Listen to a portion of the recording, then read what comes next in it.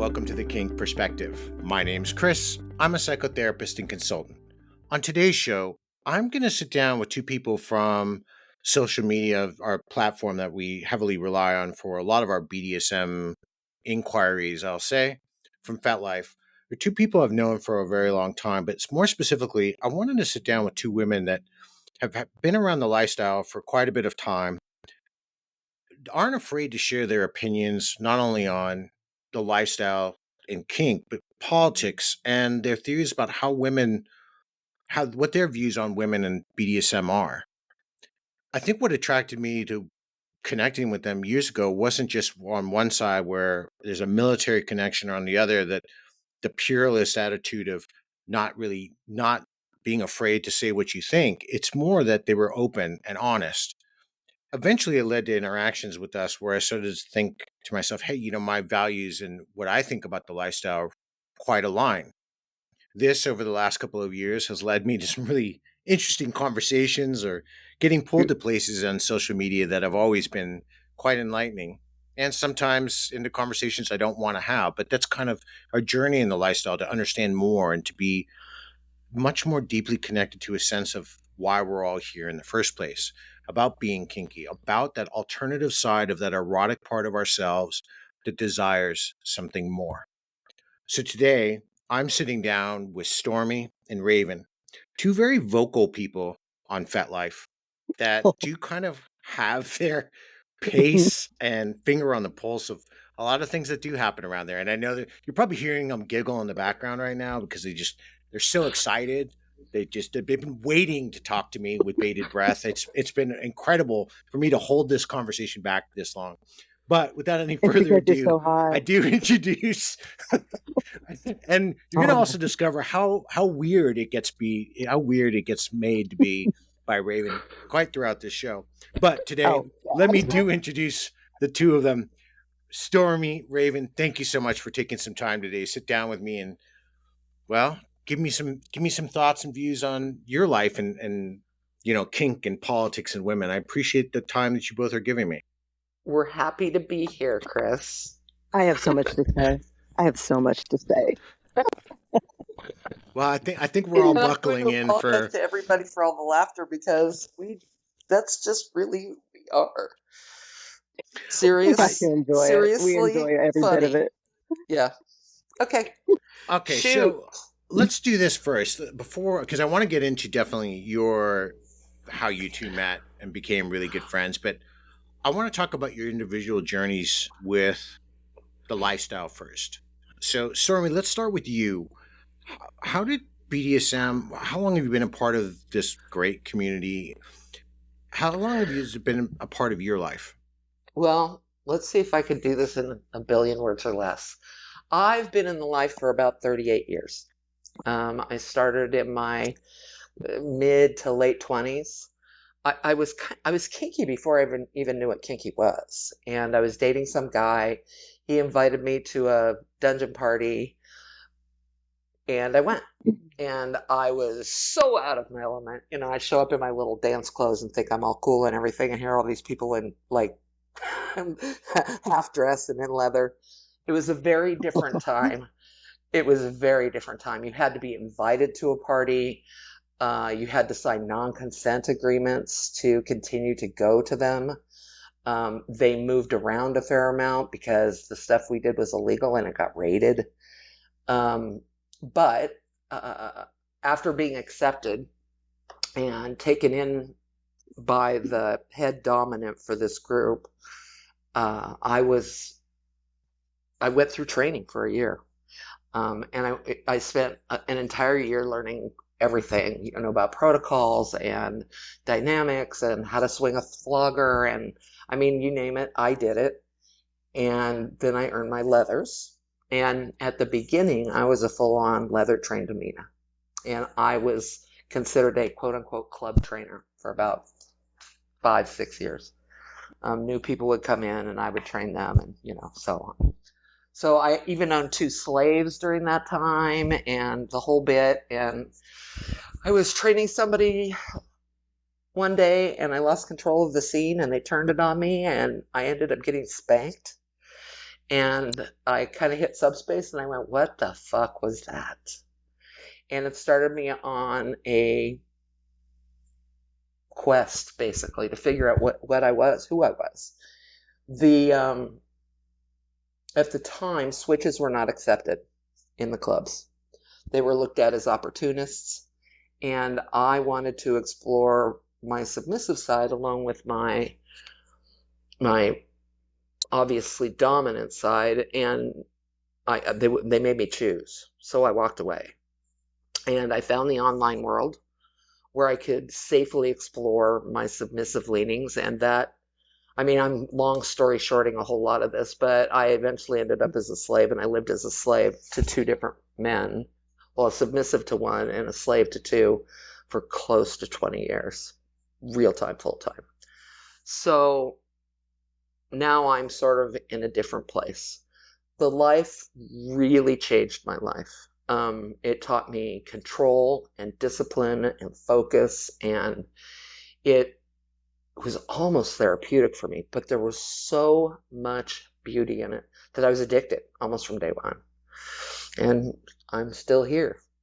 So that's kind of the short Reader's Digest version of my travel through the life, as I call it. Oh, but it's real and it's connected. It was and I think very that's real. And it I was think very that's going to be what intense. I think it's a journey that's quite different from a lot of others. Yeah, And I've kind especially of, where I think a lot of people are coming in today, yeah. where it's a lot more streamlined. hmm I've walked a lot of paths. I have a friend of mine who calls me a BDSM savant because I've kind of done it all. I've done it all. I explored it all. I figured out who I was. There was a lot of self-reflection. I think that people who are self-aware do the best in this world, who are aware of what they crave, what they don't crave, and just who they are in general. And while my dominant, you want to use all the buzzwords, I'm an alpha female. My dominant nature comes from just life in general. In the hands of the right man, God, I am a complete slave. Not a doormat, but No, strong. you're butta. You're butta. Yeah. My masters insisted that I be strong and capable, and it was all about the challenge. And yeah, it's a whole different thing to what I'm seeing appear now, where if you're a slave to somebody, it's really sex related and not much more. My life was a whole different story. So lots of dynamics, lots of protocols, it was sexy as fuck, and we got into all the bad stuff that we're supposed to, but what led and controlled the relationship and what made it intense and deep was that deeper dynamic connection, and almost nobody understands it anymore. I haven't run into anybody that I think understands it with any true intent for close to 10 years. So anyway, that's my basic story. Blah, blah, blah. Raven, your turn. What about you, Raven? What brought you first to your journey, and then the rest of the way to where you are at now? Well, let me just reverse that real quick. I'm only here to be Stormy's fangirl. That's the only reason I'm here. I just would want to make that clear. No, kidding aside, and I love you, Stormy. I love you too, babe. I grew up in a very dysfunctional home, and I was always curious, sexually curious, and nothing traumatic as far as, familial weird things happening. It was just exposure mostly, and awareness. I remember my first experience of something that actually titillated me was watching the Thornbirds. And then I read the book, and then I watched it, and then I read the book. And then it was other things that, anything I can get my hands on. I would read every romance novel, and all the romance novels clicked up a bit into more depravity. Did you get into the triple X? Did you get into the written triple X books? Not at 16. I mean, I was like 14, okay. 15 reading it, and I would sit there for hours, and I was reading the zebra romances because that was all I could get at that age. But long story short, I married young. My husband he called me weird for the cravings that I wanted, which made me feel very self-conscious about it, and I would hide my desires. And he was very, let's sleep in our flannel pajamas kind of thing. But, it was Mr. very Vanilla. uncomfortable for me. Yeah, very. And it wasn't, I knew he was the father of my kids, but he's a great father, but he wasn't the perfect partner for me and what I was seeking and desire. And anybody knows, if you seek and desire something that fulfills you in a sexual fashion, you're always going to be craving it Right. if you're not receiving it. And that's Right. part of what happens in lifestyle. You're always looking for that, that golden person, that Right. experience. And one thing that I've learned over the years is that you're continuously evolving, and all Yep. my desires going into the life is a lot of them has changed. I rewire with each partner, not Yep. to try to appease them, but because I think that's part of human nature, so that you can actually coexist and partner up with the person that you choose. And Well, that's something different people bring different things out in you, exactly. And that you have new shifts the interests. cravings. Yeah. Right. And, and because my first husband was so very vanilla, I was desperately seeking something darker, something heavier, something, that was going to appease my burning desires, kind of thing. Mm-hmm. Everything that you read in a book. And that's how I met and matched up with my 12 years. And most people who have read my profile know that was the abusive relationship. He was everything that I wanted. He was filling every void that he saw, so that he could he could come in and be that person. He introduced me to a lot of dark things.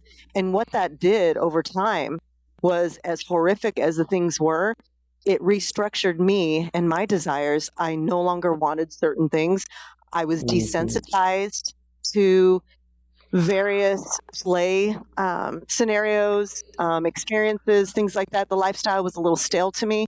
I wanted something heavy, but yet it was something that I've already been through all the heavy. So it's like I was never appeased. I was constantly grasping for something more.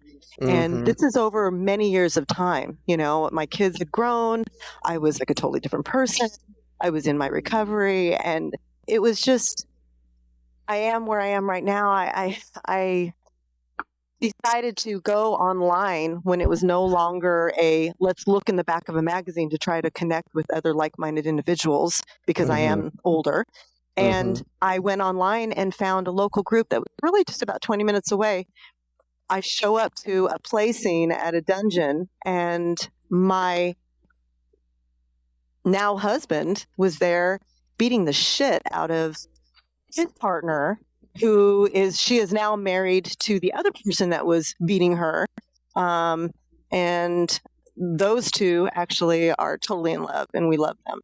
And they were breaking up at that time, and we just kind of evolved into a relationship, and we're now happily married, and we were both poly entering into that. And this is part of the rewiring. We are now totally monogamous, and we didn't give up anything we didn't want to give up. It was more like we expanded on what we filled within each other, and it's a beautiful relationship. And I finally found my calm. I feel it's odd, because I feel I'm not seeking that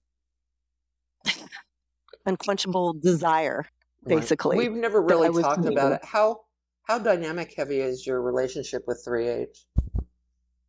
It's 3H is her husband. Right, 3H. I don't even need to conduct the interview. I'm just going to let you two talk. Okay.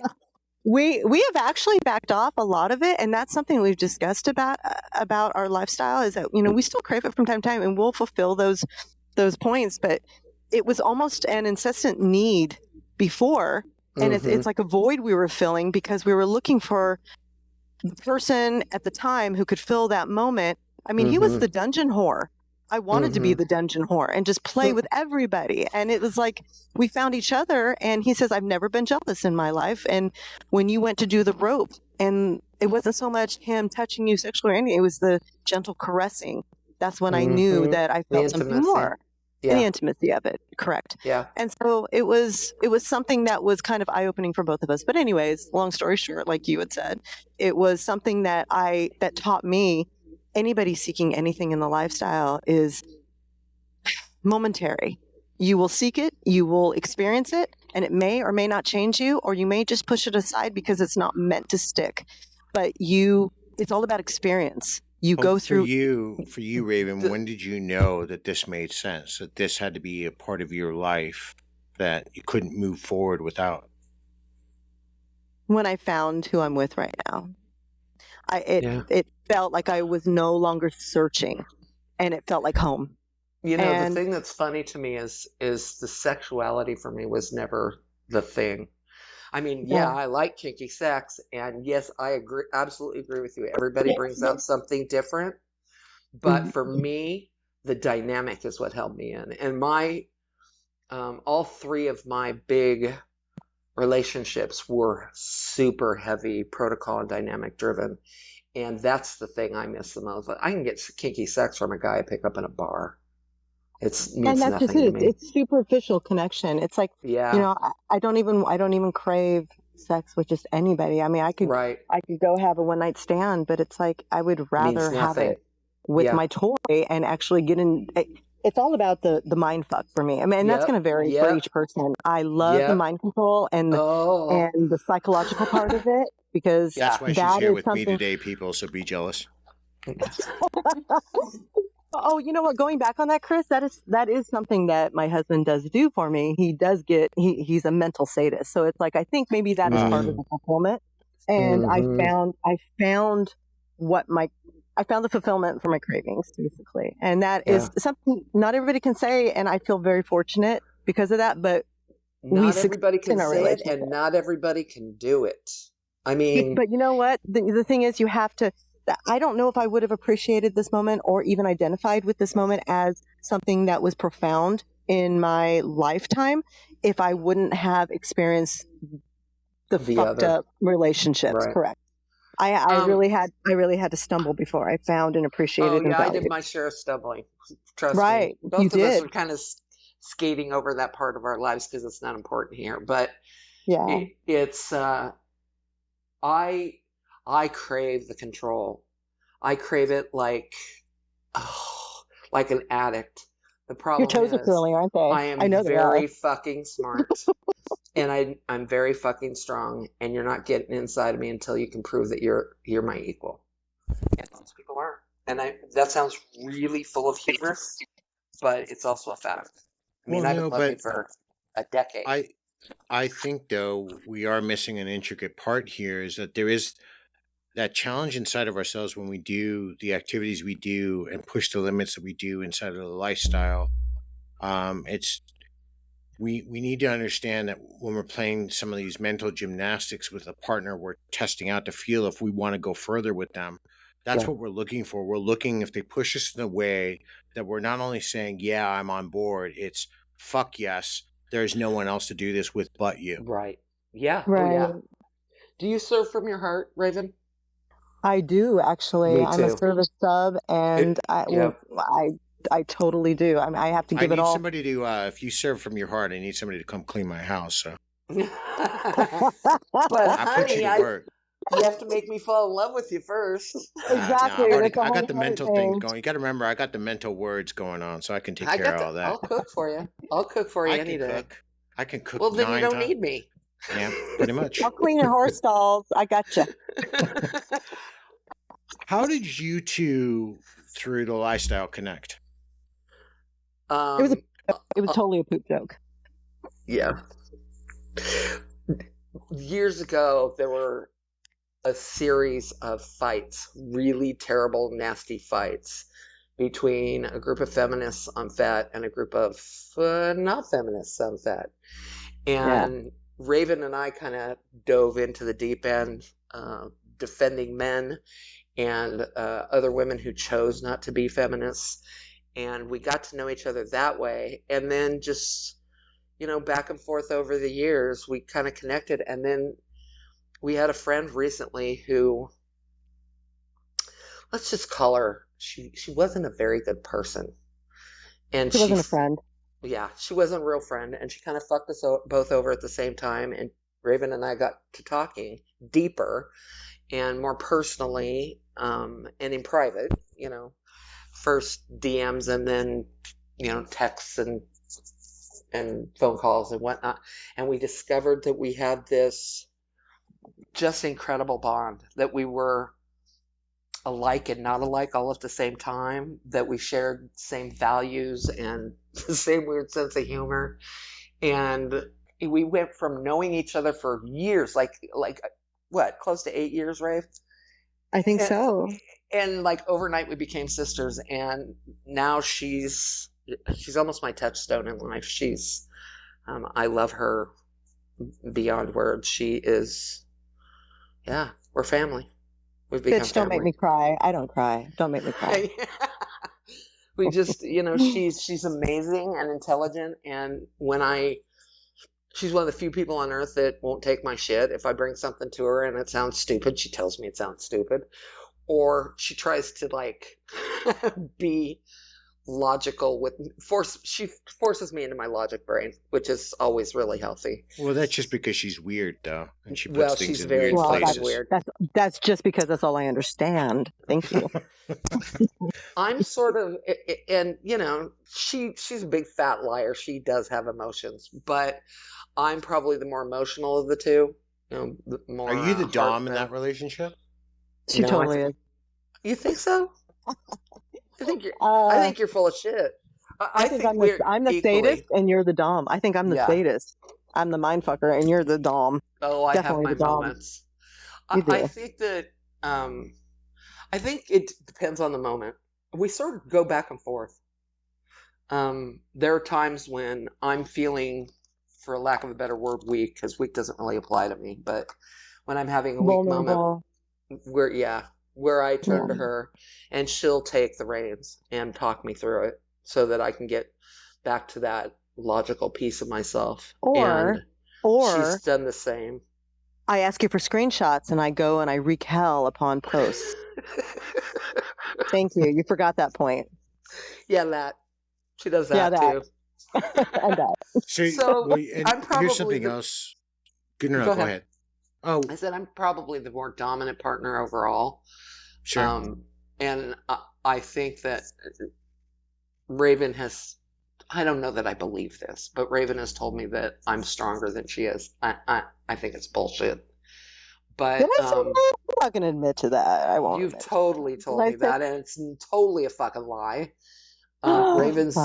Raven's one of the strongest women I've ever met, and I can't even tell you how much respect I have for her because of it.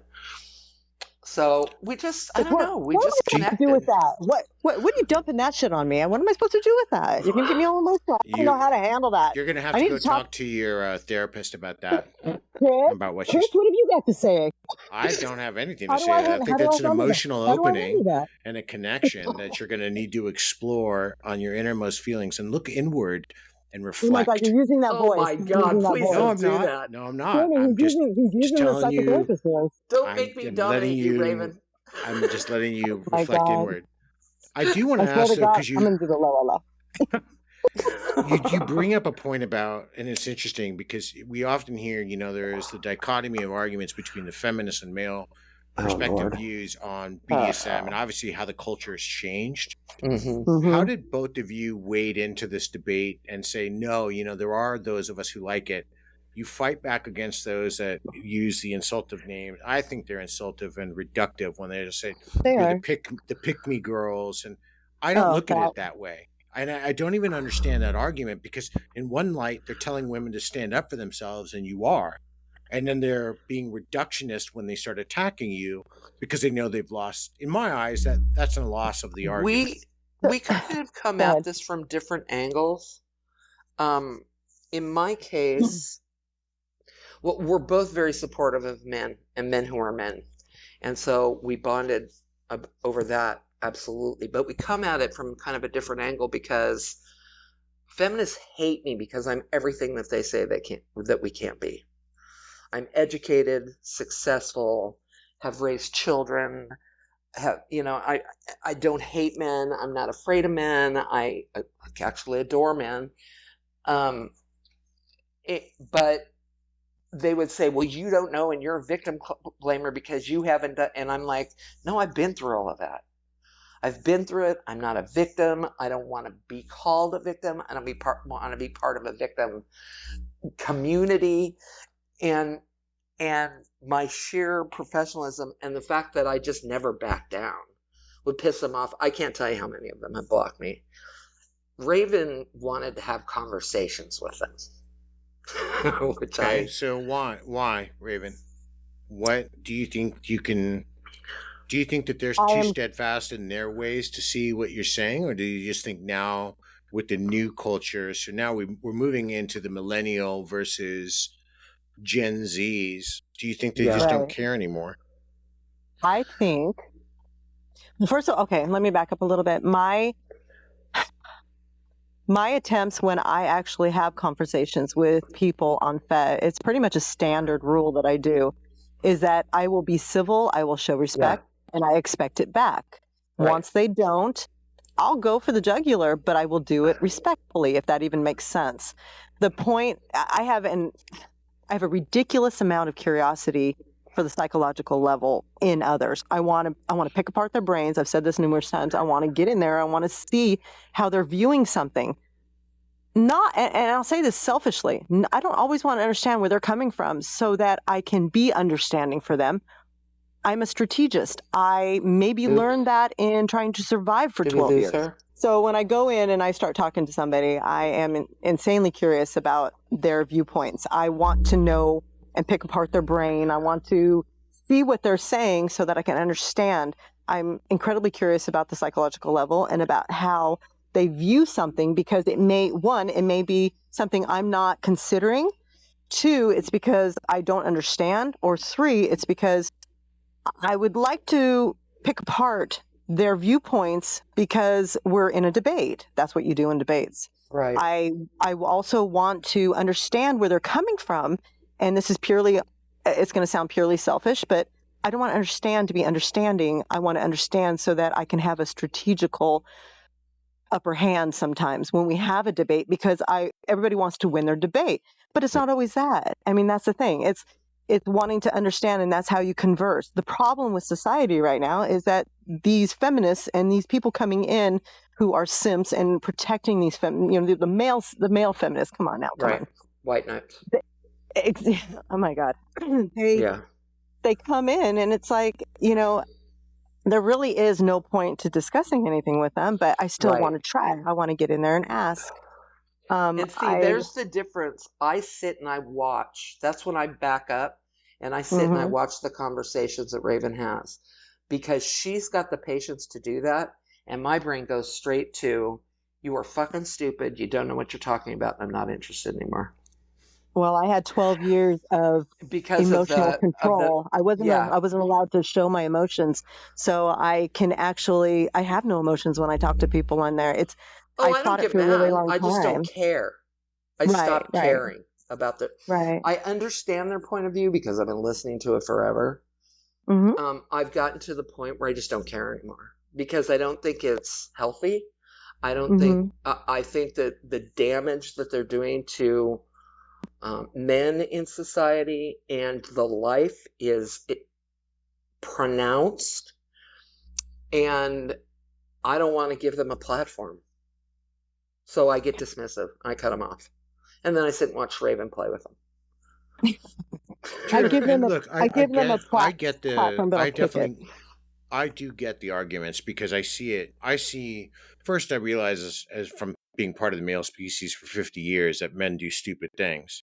One thing I've come to realize in my time, not only going around this planet and all the capacities, even in my current role, the one thing I've also noticed that at the end of the day that women treat each other far worse than men do. We will just say our things. Yeah. We say them to be mean. Yes, sometimes we say them to be cruel, but for the most part, we say our stuff, we leave.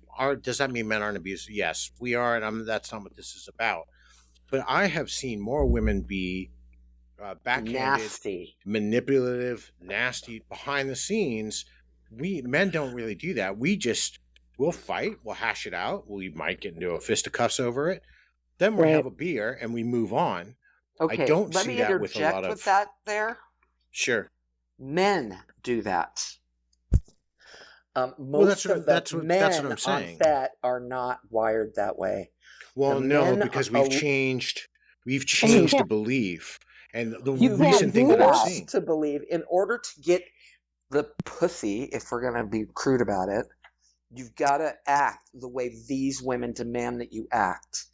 And those are the men that don't act like men. They act like women. I don't have any Well, respect sure, for but you're them. talking about feminization of men, and Exactly. there Now, is a actual men, point. Well, let me see this to that point, and I agree. I think that's a really really big point. I think what we're seeing now, this gives rise to these men who write these posts that virtue signal and Yep. claim allyship, and Mhm. ultimately, what ends up happening once they fulfill their agenda, the very people that they're vilifying, typically other men, are become the Mhm. biggest. They become the biggest and most primary examples. I've Yep. seen women on there vilify men so terribly, not just there, social media, in the public eye, everywhere. So vilify men. There was a woman last year out of the States who came up, she's a mother, a blogger. I think she's out of Florida, can't recall. But she talked about her two young boys and how she said she openly states, I'm raising two rapists. Oh, Now, God. her boys have had no chance yet in life. Now, it's what she teaches them whether or not they're going to be. Now, how is it that 50, 60 years ago, this wasn't that pronounced? Yes. Did these things, terrible things happen? Yes. But for the most part, men treated women with a lot of respect. We asked them out. We asked for their father's hand in marriage for the most part. Now, I know there's going to be a lot of already churning up about this, but the reality is that we didn't sit here and deem masculinity as something to be vilified. It was something to Or aspire to. toxic. Right. Well, The Toxicity okay. word that exists I hate within the the most person. is, There- yeah. Men There's Go a ahead, who are couple. Raven. men are amazing. And I will say right up front that all of my heroes, my role models, my mentors, most of my friends, all of my lovers have all been men who I could respect and laugh with and learn from. They have treated me extraordinarily well. Have I had some ugly times in my background that were Sure. abusive and full of trauma? They were, but I blame only the men that were engaged in that, no one else. And I think men are phenomenal. On the other hand, I do not bond well with women. I don't trust them.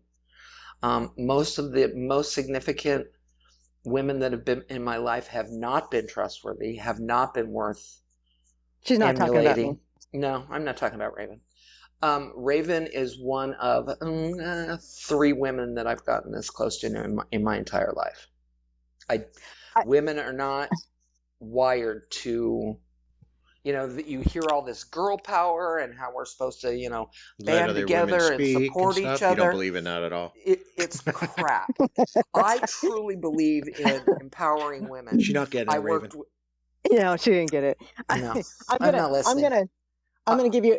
I'm gonna give you a love tap, Stormy. I wanted to tap in here for just a second. Yep. Chris, you mentioned about how feminists being in the lifestyle and about how they just they ridicule anyone sticking up for men, or they demean males and they put them down and everything. Yeah. And feminists, and like you said, women can be extremely vindictive to the same sex. Women are backstabbing, and I don't care who hates me for it. I've said it now. I'll say it now. I've said it multiple times prior to this, and Stormy has already agreed with me on this. Women can't be trusted. That's why I always bring up the girl code. I bring up, feminist extremists are the worst, and here they are supposed to be building up, supporting their fellow women, and yet all they do is tear them down when something is them, encourage them to be victims, opposing what their viewpoint is, instead of just allowing it. And something else that was said about how women or men come in and they want to band together with the feminists and they want to show their support and posture as that white knight, and the thing is that when people build up, there's no consequences online. We are a completely online civilization.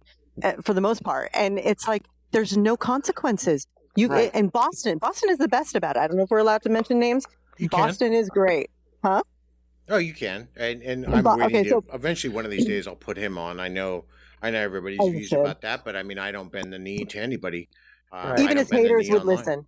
Sure, His haters they'll would listen listen. because they're going to want to hear what he has to say. Right. Not Well- and not every view he has or anybody has I agree with. Just because I follow or read doesn't necessarily mean I agree. I am looking for the opinion. I am looking for what's going to move my mind next because that's how I think and that's how I Right. work. I take a lot of things that I think are going to affect the community and I do say them. There are some debates I don't get into because you know what, frankly, it's not worth my time or I don't have the expertise. But Or I you also don't don't care play the enough. emotional victim And- game.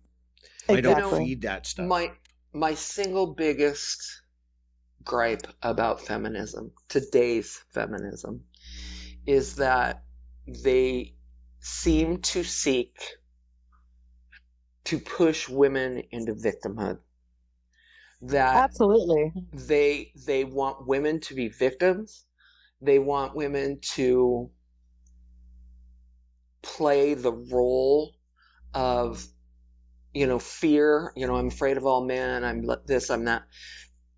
My attitude is empowerment. I want to empower women to be strong, to seek what you want, to not be afraid, to, and they will all come out and they'll go, yeah, but and start spouting percentages about, how many women have been abused. And, I'm Yeah, one of them. And yet I don't live in that mindset, and they encourage it. Men need to let us blah, blah, blah. Men don't need to let me do shit. Have you ever noticed? Have you ever noticed that when you are going head to head with someone, basically females do it more, I've noticed. But when you go head to head with someone online and they're telling you how awful men are and what we should be doing, they're actually speaking from their own experiences, their own beliefs, and That think they about haven't this. healed from. They need that too. They need to push you down so that they Right. can build themselves up.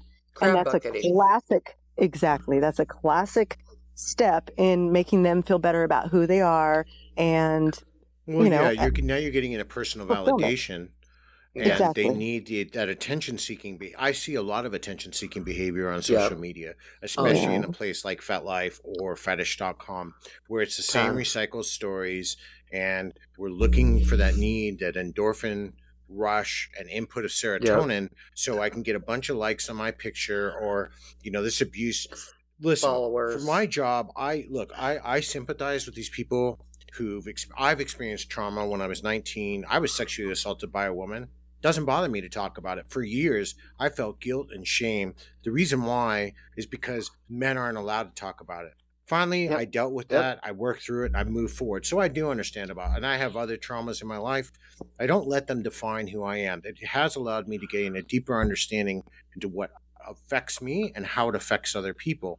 The one thing that I'm always boggled by is that year after year, and I called it out at the beginning of this year, some people, I said, you're playing on your trauma for sympathy. I said, that's not healing from it. If it's still affecting you 18 years later, either A, you didn't do any work, or B, it was so serious that you need to go back and sit and speak with somebody. Being online doesn't cure. Conversation you and I have had a couple of times now, because you could pretty much define the first 27 years of my life as nonstop abuse and ugliness. I've been through my share. I did the work. I got over it. It doesn't define me. I'm having a problem because trauma has become such a big knee-jerk. Oh, you've been through trauma. Let us all. Oh my God. I have literally gotten to the point where I put on my profile, I don't trauma bond. I don't, I don't do any of that stuff. You're not going to get special attention from me because you've got trauma. If you're dealing with stuff and you want my support, cool, I can do that. But beyond that, I don't want to hear it. I don't want to hear that makes you, that's what identifies you as a human being. Exactly. Because that's not the way it should be. And it's what it's become. Do you know what I find interesting is that I posted Okay, so I posted my own story about, about my experience. Yeah, you And did. and I get a lot of people, which, that's my own situation. People are like, "Oh, I'm so sorry," and things like that. Right. And that actually affects me in a kind of a strange way. I don't want them saying I'm sorry. I'm Right. sharing it so that other people can reach out and contact me if they'd like to talk. I'm there, and I put that out there. But the thing is that I'll go to somebody else's traumatic post about, their situation that they've done. And what I've found over time and time again is that when people put stuff out there, it's like they just don't want to make it better. They want to voice it for, they want the stroke. They want the pity, the attention, like Chris was saying, Yep. and you get the masses of, don't victim blame. Okay, I'm not victim blaming. I'm saying here's an alternative on how this person can actually heal from this. Is what worked for me. Try it. It may not work for you. But our society is so dependent upon victimization and self-victimizing. We are so weak as a society. That's the word.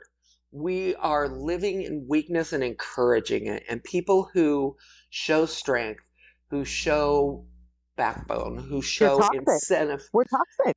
Oh yeah, we're considered toxic. And it's like, unlike Raven, I have not put my story out there because, just like Raven, I don't want people looking at me like that. Now, do I bring it up? Sure. Do I feel ashamed of it? I do not.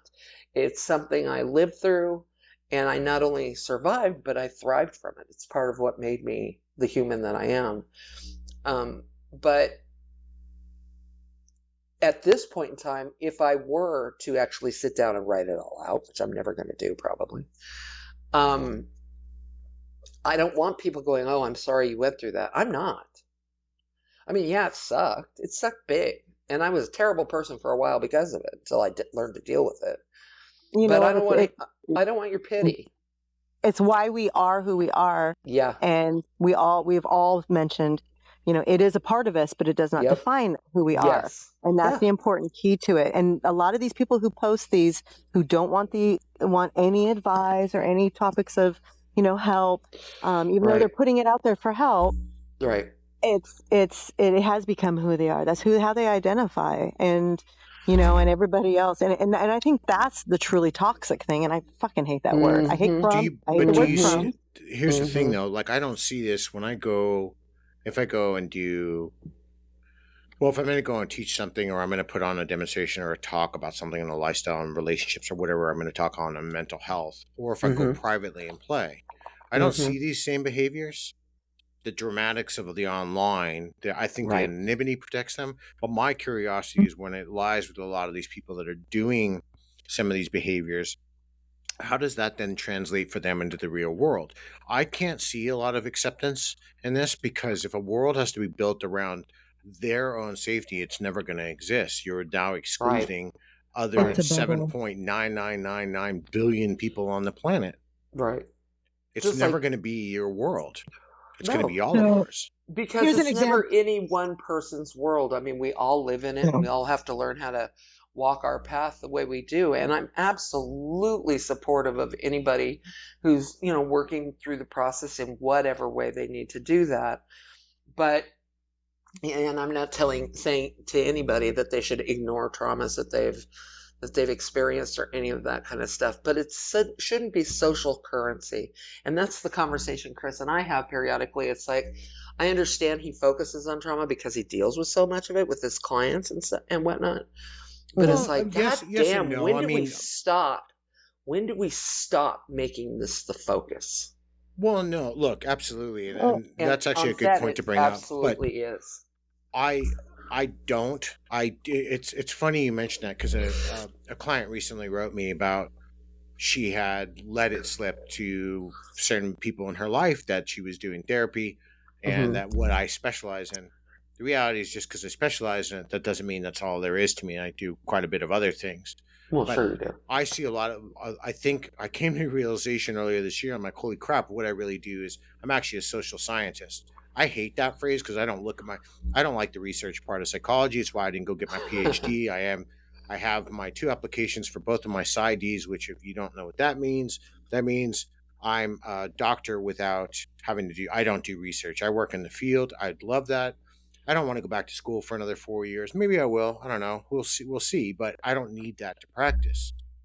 But Right. when I look at all these people, what I am seeing is either people that are unhealed or people who aren't living in the same world. But I see these same people who criticize men, who criticize Yeah. certain aspects of femininity, and then they're turning around and blaming when they are, for example, if they are blaming men, then they're also then blaming their mothers who raised them. But the irony behind that is you told them they can't raise them to be anything else than this feminized person, and Yeah. that you wish Ugh. Exactly. they'd come Ugh. back to being Exactly. masculine. Well, Yep. we can't do that because you don't accept it. So I think that's why there's also been in places like Fetlife or Fetish or anywhere else that there was a big BDSM presence of a lot of lifestylers. They've gone back underground because they're so sick Yeah. of this stupidity and Yeah. circular arguments. It Yeah. doesn't make sense. I Yeah. have two great Well, and people think that about I respect so much. Sorry, Raven. I have two what. great people I follow out of Canada. They Mm, left the scene because of some stuff they wanted to do and subsequently some other things. But there was a time a few years ago they shared part of their life, their journey, and it was a heavy sadist with a heavy masochist. And they're like, Mm-hmm. mhm. we're going to do this scene and we're sharing it and we want to do it. And they got this backlash. And they're like, Yeah. what are you giving us crap for? It's not your life. It's not your Right. dynamic. Who do There's Right. you, there's a why do you couple have the that right to interfere? yeah, there's a couple that I still, they're not together anymore, but I'm still friends with both. And they were in the same boat. You know, they were heavy players. They shared for a long time, but they got so much backlash on Fet they finally stopped. But they had the whole dynamic thing. You know, they were very much master slave oriented, and people started giving them shit. I mean, I have a guy on Fet that I like a lot. He's a good guy. We are friends, Fet friends, and yet he knows that every time the whole like MS thing comes up, he tells me that he thinks that slaves are mentally dysfunctional.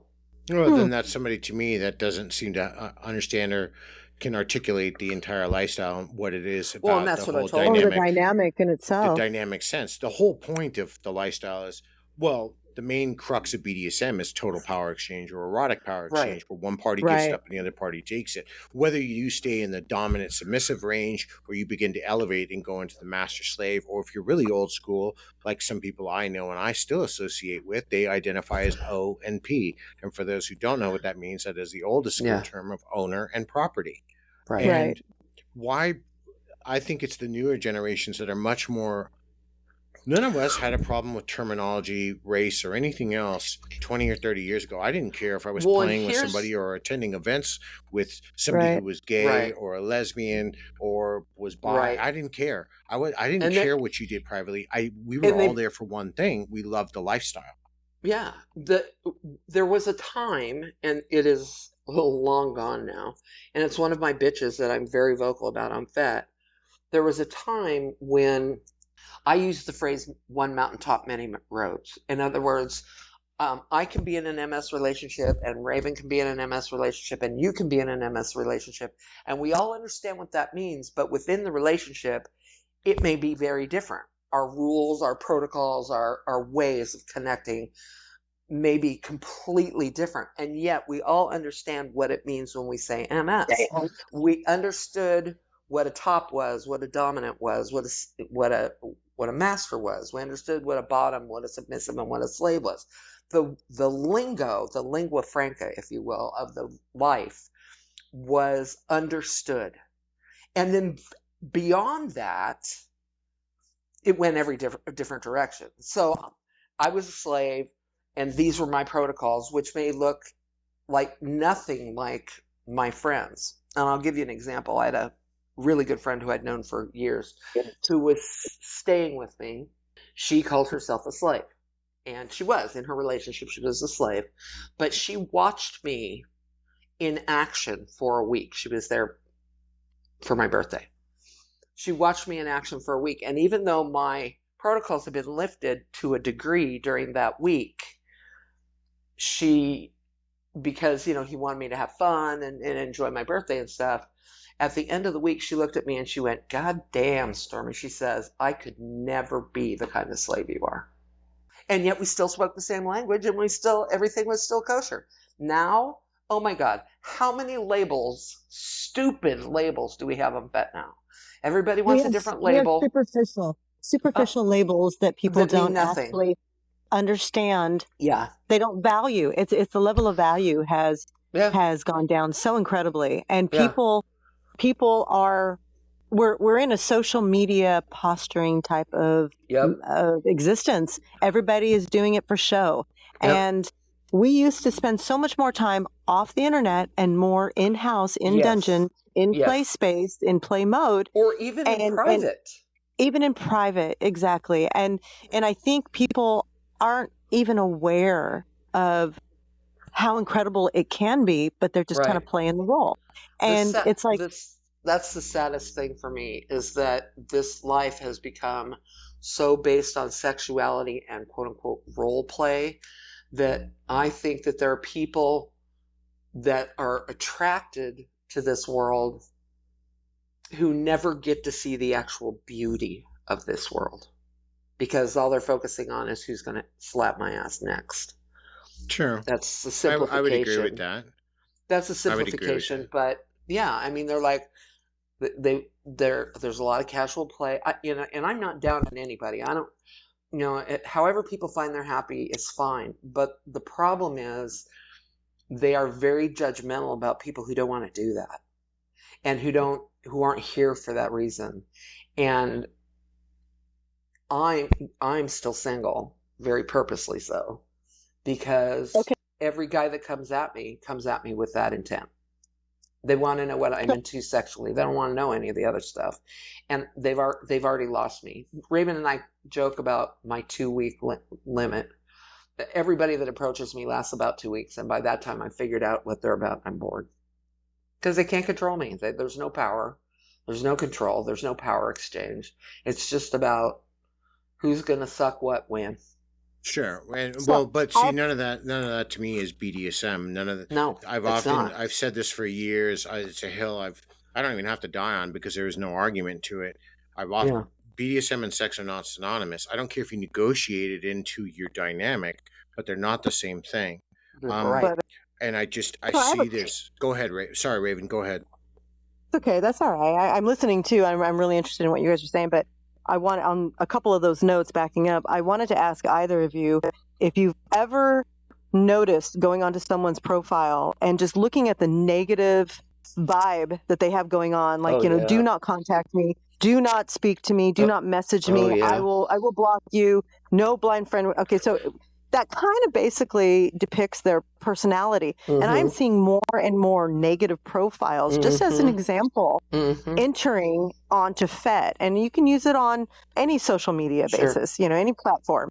So the thing is that people are going on so much more open into sharing stuff that really doesn't matter. And yet there's so much more negative, and they have so much more to say about the negativity of it. And it's feeding over. We're a very angry lifestyle. When we first entered, and Chris, I don't know if it was the same for you, but I know Stormy and I have talked about this. When we first entered the lifestyle, I don't remember any of this. I mean, we would have our experiences. We would all get on there and talk about what fun it was. And then if there was somebody to watch because it was a little, uncomfortable or something, people would take it into the DMs and they would show respect. Right. And that is all gone. And without that, you've got a shit for all, and you've got people who are playing at what they're doing. And it is the value of it. Like, I keep going back to that word, the value is not there. I think it's more unusual to not see a profile with all those, don't do this, here are my rules, follow this, blah, blah, blah. That just tells me you're not here. No, that just tells me you're not here for any engagement, and you just want yourself to be heard. I get an email a week about people commenting on liking my profile, and not the usual, hey, I like your profile, I want to get with me, baby. But genuinely liking, women and men genuinely liking my profile, and my profile is very bare bones these days. It's still long. But see, so there's a disconnect here, though, because I think people are seeing what they believe the content that they view online somehow translates into the real world. first, nobody I knows I have do. a different profile altogether on Fet for my privacy and for my friends. That has nothing to do with my professional profile because they're two different Hmm. worlds. And Sure. that's just to maintain professionalism. But the reality is Right. how I act and do the things in that group is how we act and conduct ourselves in person. So when we meet somebody new and they come into our group, and my circle is small, there's about 20 of us, and we're fine with that. It's not about being exclusionary. It's Right. about the simple fact that we're not looking for drama. We keep who we are is who we are. I don't want to see somebody that's going to come in from the outside and go, "Oh, well, you all don't do this. This needs to change because of me." No, no, no. These are our rules. You can abide by them or not. Right. I'm not here to keep making everything else comfortable. There's been a Well, and paradigm everybody's shift in BDSM now of we had all these basic rules. Be smart, be respectful, and right. look after each other. That was the Yeah. basic, real simple premises. And Yeah. now I heard a conversation a couple of years back. I can't wait for all you old BDSMers to die so we can Oh make my new God. rules and make it more inclusionary. What inclusion haven't we had? It's the We opposite of were inclusion. way more It, inclusive when I first oh, started. completely. Way, That's the way, funny part. way. The groups That's that I the belonged ironic. to, had LGBT folk in them always. Yeah. Nobody was excluded. Nobody like hammered on anybody else. Everybody, it was generally joyful unless it was being, dark and, whatever that we get up to. But it was now I'm not going to sit here and tell you that there was no judgment because you get three people in a room, one of them's going to judge the other two. It's just the way humanity works. So Right. there's always a certain amount of judgment, but it wasn't rampant, and it wasn't it was never like, well, you're a Republican, so we don't want you in our group, or you're a People transgender, didn't and so you're care. not. People did Nobody. not care. No, we used to No. have great debates about stuff. One of the things that stood out to me and appealed to me the most when I started was the fact that there were so many bright, intelligent minds and some great at the high protocol dinners, fascinating discussions, amazing, Those are fascinating cool. discussions. And nobody fought. They might get impassioned, but when it was over, and you just kind of moved on with things. And But you know what the difference is now is that the emotion, people are Yeah. allowing the emotion to rule and reign over sensible interactions. And there's a lot more hive think. If you don't think the way I do, then you're wrong. And that Right. never existed at all. In fact, the original folks that I learned from were the most unique group of people I think you're ever gonna run across. I'm not sure anybody agreed 100% with anybody. And you listen to these people who talk about the one true wayers. There was never one true way. Never. Mm-mm. It's just people who were used to a certain level of understanding. It's like when you're a kid, you have to learn how to do something before you learn which rules you can kind of break. It's the same thing in BDSM. You can't come in and tell us what we're doing wrong or not wrong or whatever when you don't know your ass from a hot rock. A loosely related example is for this situation and it's very loosely related because it doesn't involve poverty.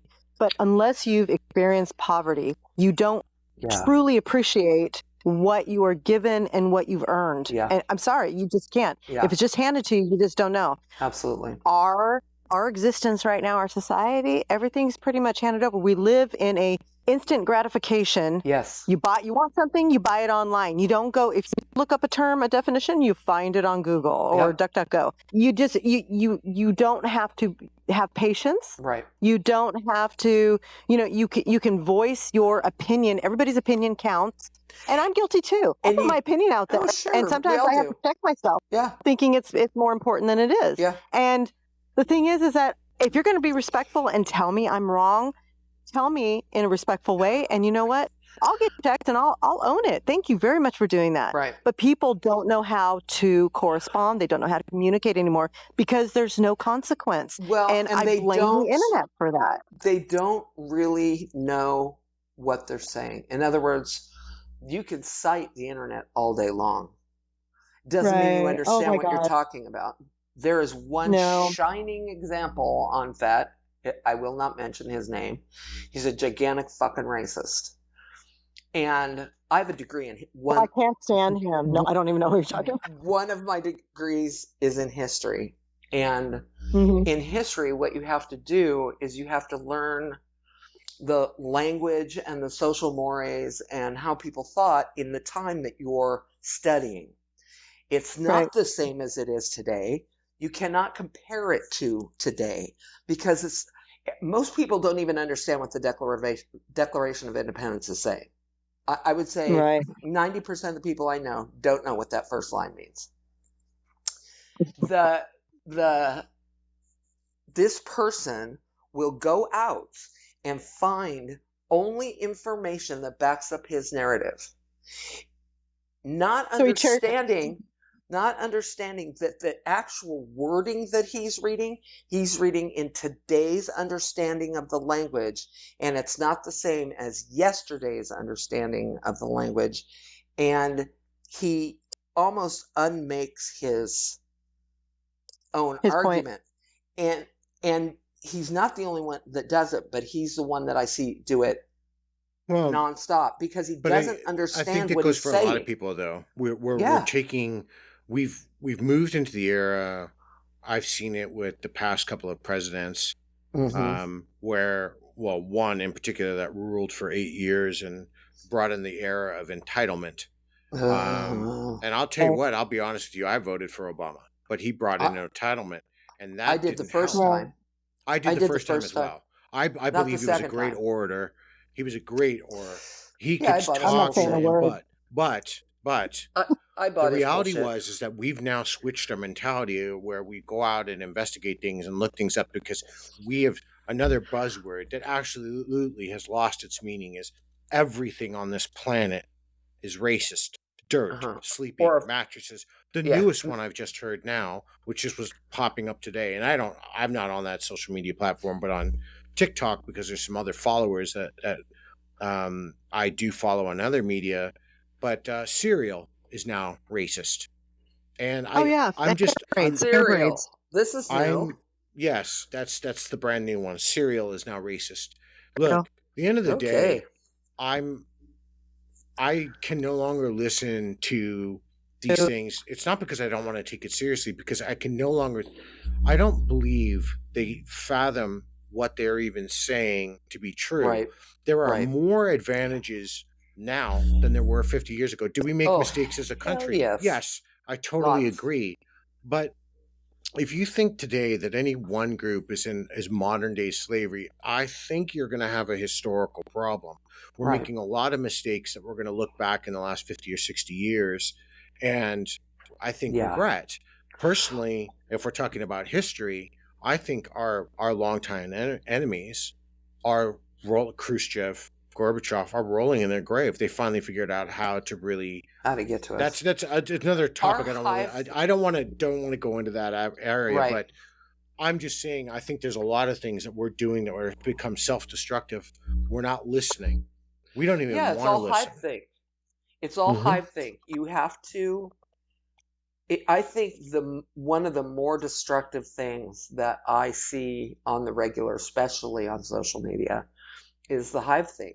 You have to memorize the specific phraseology for you to fit in. That's a good point. And they don't really even understand what they're saying. They're just mimicking what they've heard. Okay, so let's talk about that for a second, and I want to get Raven's opinion of this first. When we're talking about hive thing, here comes the problem with it. They're claiming everything is inclusive until the moment you have an opinion that's secular from what they're saying, and then you are excluded. So then that doesn't spell inclusivity to me. That's an exclusionary. It's hypocrisy is what it is.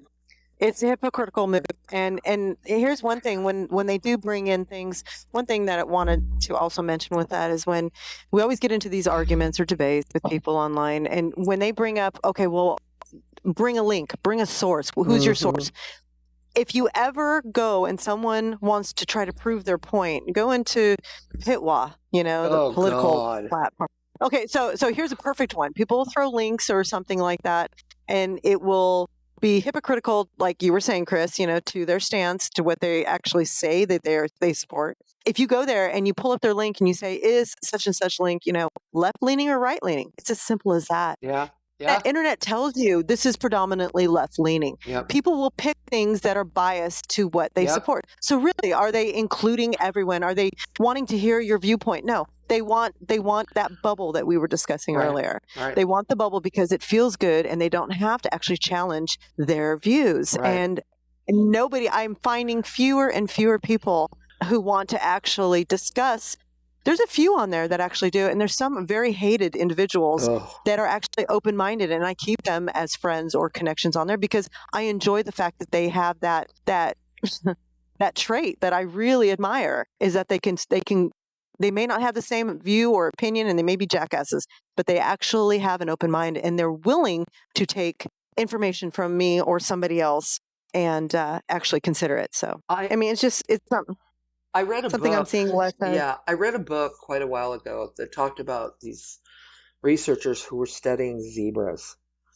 And, you look at a zebra and you've got all those stripes and they blend together as a herd. And they would look away from the herd to make a note about a specific zebra and look back up and not be able to find them.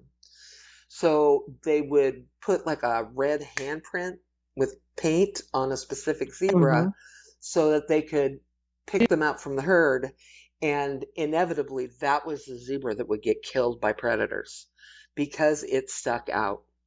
And that's how I'm seeing people anymore. They all want to fit into the herd because that's where they feel safe.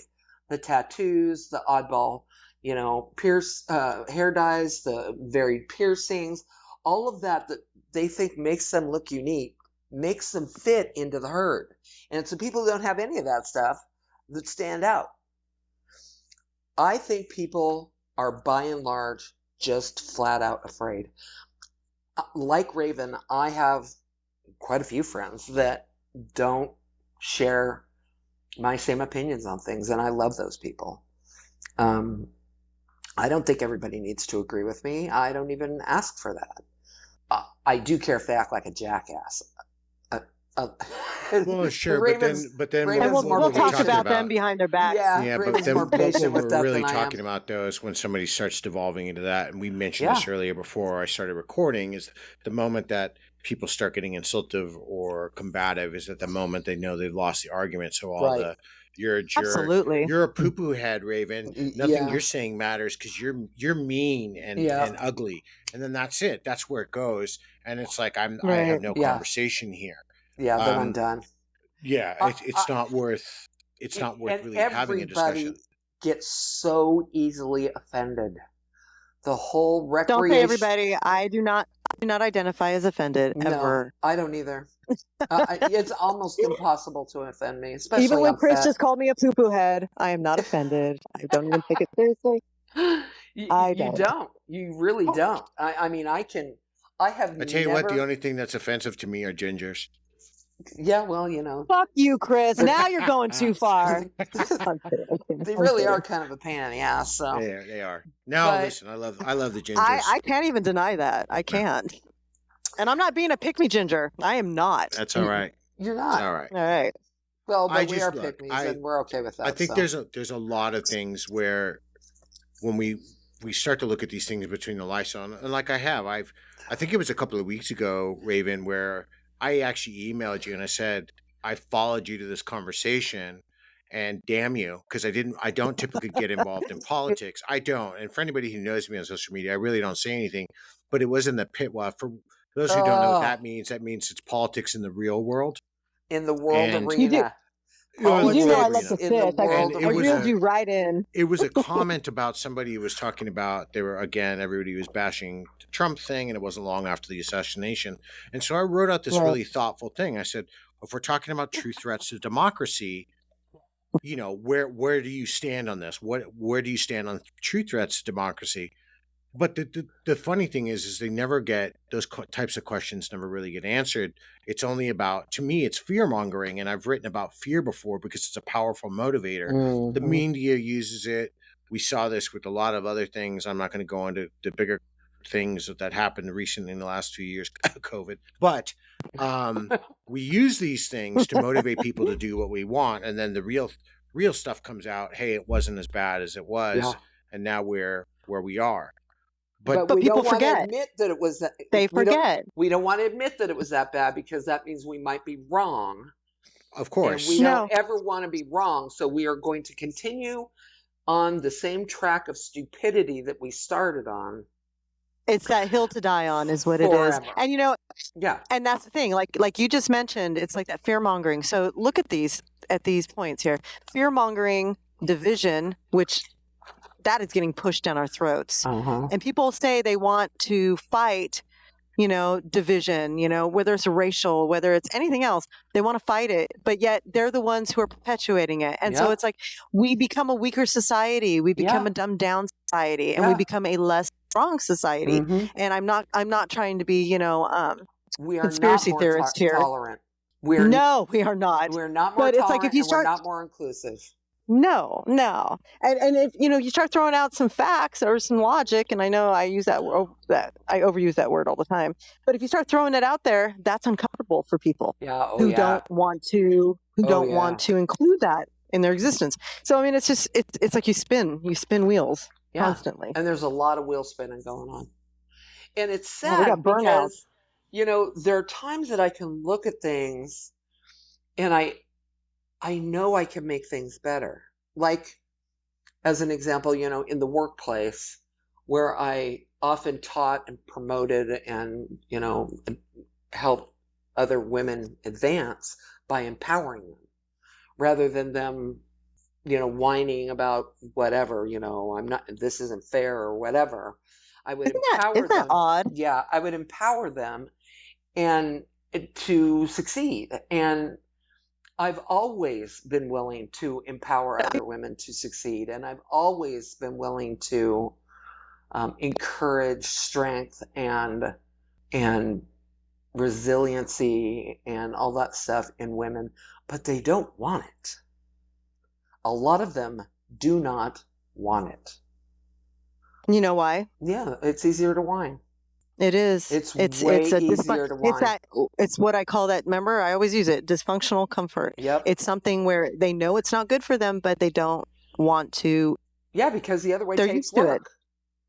It does, and it's discomfort because they're not familiar with anything else. But it's wonderful. Is that once why you do the for work. you, Raven, that you'll challenge them more? That you press them to make them understand or explain the concepts? That's a huge part of it. That's a huge part of it because I can somewhat see an awareness, and if I can see it outside of the box, they can see outside of the box, and if they might even remotely just take a chance and just say, okay, well, maybe, or consider that seed. Yeah. Maybe they can see that, but I'm not doing it so much for them. I'm trying to also, like I said, it's a very selfish reason. I want to pick apart their brain. I want to find out why they're thinking how they think. Do you think, do you think that when you do that, do you think that you ever really reach that person or people? No, I do it, like I said, more selfish reason. I'm not a humanitarian. I'm not here to help them. Unless I purposely make an effort to do so. It's mostly because I'm curious. I mean, curiosity is one of my major driving factors. Chris, that's one of the places we differ. I'm a humanitarian, and I do want to help people. And I'll nurture. No, I do nurture. Don't make me sound like I'm a villain. Actually. But I have, over the years, reached a few. And you're more patient with people. One-on-one. I don't have. Yeah. One-on-one. Yeah. I get a little uncomfortable one-on-one, I think. Yeah. One-on-one. I am too. I spend my mornings working with veterans. It's like somebody I told them the other day. I said, when you're asking me, when I'm questioning somebody for help, I will provide them. There was a veteran the other day, or at least alleged veteran, because I don't really know, but it turns out the guy was lying because he wanted $5,000 to buy a house. But I spend all of my mornings, some days as early as at 4 a.m. to about 8 a.m. working with vets. Yeah. A lot of them don't have money; they just need a voice, and I'm doing that because I'm not doing it for clout. I'm not doing it But Something, by the there are way, that I countries. respect a hell of a lot about you. I just wanted Well, to I say that. appreciate that. But there are countries, at least in the US, yeah, our system isn't perfect working with veterans, but I can tell you, there are other countries, the moment your service is over, they're like, here's your final check, pat on the back, get the hell out. We don't want you here. And they're Yikes. left to their own devices. And these are the pieces that these people have no way to pick up the pieces. Yeah. And No. I don't do all that because it makes me feel better. It's hard work. Hearing these stories is hard work. I've got to decompress. I can't take any of that out on. I've got to make sure when if I'm gonna do a scene, that I have the capacity to play, and that nothing from my week working with children that I do, or working with veterans or couples or women that are dealing with assaults, none of this is carrying over. And I'm available to Right. my So that's a clients a lot. question. That's a question that kind of leads back to the whole BDSM thing. Sure. Does that time playing with whomever bring you back to a place of peace It does for ground either me. one of you? Sure. It is a grounding moment. But as we've gotten older, things in our lives have changed. I am the biggest Sure. proponent. I'm her biggest cheerleader. That's cool. I've been in an MS dynamic for 10 years. I am Yeah. her biggest cheerleader. When she decided to go back to school for the first time, the moment she got her degree and walked across that stage, I stood up, clapped, I held the sign, I screeched and yelled. Now, I beat the hell out of her that night. Because that's the It's part that of yin, how it's that you yin yang. celebrate. Absolutely. Those were the two differences in the celebrations. And now, when the dynamic has been reapproached, because I do believe in, we do check-ins. Now we've kind of put our check-ins at about 6 weeks because we're both working professionals. Right. But she's like, I've been moved towards something. I'd like to go back to school. I'm like, done. There's no question about it. That And then do you priority push is her? above the dynamic. Absolutely, I'm her biggest supporter. And see, in my MS relationships, I was constantly pushed and challenged, and I ate that shit up. It was over that's and gross. above the kinky stuff, but it was part of our dynamics. That's the way it worked. But Because see, that's what Raven just said, and I think that's important. That we're lacking a lot of is growth, and there's maturity there, and having the maturity inside. I don't want to make this either about. I don't want people to think that we're sitting here attacking others, because I'm not. I'm not attacking how people live their lives. No. But I do see a fundamental and a dynamic shift towards the way certain things, especially in the sphere with women, how things have changed from either their personal journeys or now their roles in politics, because it is so volatile. And if you even pose a question, and while I don't have a problem with how everybody else runs their life, I have a problem with them telling me how to run mine. Sure. And that falls back on what we saw when we came into the lifestyle, that people didn't give two shits about how somebody identified. So people didn't care about their dynamic or about their play scenes. They wanted to just enjoy it. If it wasn't their thing, they shut up about it. We didn't care about it. Only to the degree that you matched up. I mean, that's it. Right. Dom if you matched up on paper, your kinks aligned, and you were going to get to know each other over a couple of months. We're now at a point where we talk for 2 or 3 days and we're collared. And I'm like, there is a reason I do believe in gatekeeping for certain things, because ultimately what ends up happening is that the relationship will dissolve because it won't work, because they're caught up in the fantasy and not the reality. What's the first thing they do is they turn around and blame the lifestyle. And that's what last year I wrote something called, I don't remember exactly when, but the lifestyle didn't fail, or the lifestyle didn't fail you. You failed the lifestyle. Yes. It's my God, effort. That's it. Yep. Exactly. Yep. I don't sit here and expect the lifestyle to go out and teach me. If I want to learn, if I want to go back to fire play or the new stuff that I'm doing inside of terror play, I can't just magically, omnipotently learn it. I've got to go and be trained. You got to spend some time. Commit time to my craft. But look, that falls right back onto the failure of accountability. Well, sure. Yeah, because everything is everybody else's fault. And everything is the lifestyle's fault. And everything is, the men what do they call them? Women the players, are bad. Player boys. I mean, and look at what the focus is on, like on our FET site. It's people bitching about OnlyFans, people bitching about player boys, people bitching about people being all up in their DMs. And it's not accountability. I mean, turn off your messages if you don't like Yeah. Well, having sure. the You have umpteen. 1,000 ways to Don't handle that. What's interesting is, and scroll away I from want to get OnlyFans. to Yeah. that point next, because you have the real connection to the literal pulse of Fetlife. But I want to talk about the personal responsibility, because I've commented it many times before. I've seen the writings where people complain. Look, first off, I want to say unequivocally, you shouldn't approach somebody that way. That's disrespectful. No. But if you're given so many tools in social media, especially on a place like FetLife, more so on Facebook and even on Instagram, you can delete a comment. First Yep. off, you don't have to post because no one's holding a gun to your head. That's number one. Right. Number two, you can set it to private only, where you can look at it and enjoy it and relish in your own beauty. Yep. Third, if you have any friends that you've collected that all think the same way you do, you can just share it with them, or finally you can share it to the public. Now the Right. new features are, then you can turn your comments off, which has always been there, or you can set it to friends only, which is a new feature, or finally open it to the public. But again, Right. this is when I see the attention-seeking behavior, or what a lot of therapists coin it as sad fishing, because they want people to buy this story that they're this broken thing, that they need more attention. I don't really even understand the social media clout. Saved. Yes, but They I don't want get to the be social media saved. clout of a place like FetLife in the first place. It's not No. like Instagram. Unless I'm wrong, they're not being paid. I find the quote unquote people who call themselves content creators on Fet really funny. Here's the thing. I don't post nudes. It's not my thing. I am not slamming my lovely Raven folks that do. Raven. She won't look at my she won't look at my tit pictures. No, She won't. I make her warn me. She's my sister. It's just weird. But I have a lot of friends who are into the whole voyeur and Sure. exhibitionist thing. And you know what? If that's your thing, you go crazy. If it makes you happy, I'm over here cheering for you. It's not my thing. I post a lot all over the place about a lot of different topics.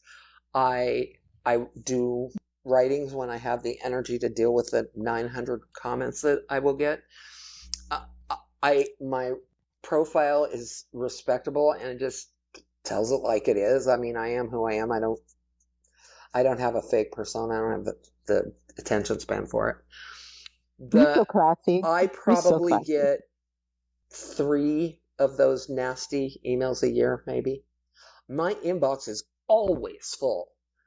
I have a lot of men who approach me. I mean, considering the fact that I don't post nudes and I'm not all out there about, I want to suck your cock and all that kind of stuff that some people do, I get a shit. I'm always behind on my DMs. But and I can verify that because you'll send me a screenshot and I say, clear your fucking messages because you look like you're not keeping up your page. That's because you're OCD. You have OCD, and if you have OCD, you cannot stand the fact that there's messages there. I've been better just so that I can funny, send though, her because screenshots you mentioned and she doesn't yell at me. You mentioned this about the women. Approach me respectfully. Let me ask you this about this. Sure, and let me ask you both this, and I'll start with Raven, but I want to say it this way. There was a user, she's still around, she's quite popular. What drew me into her first was she had a big stance about mental health, which I eat all of that stuff up.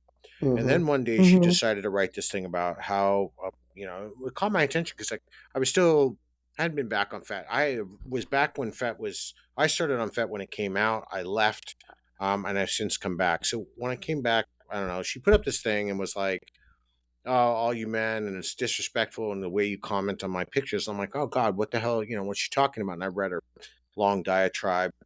And so something I don't know about it caught my attention. So I decided to investigate at the time. She had 137 photos. So I went through them all.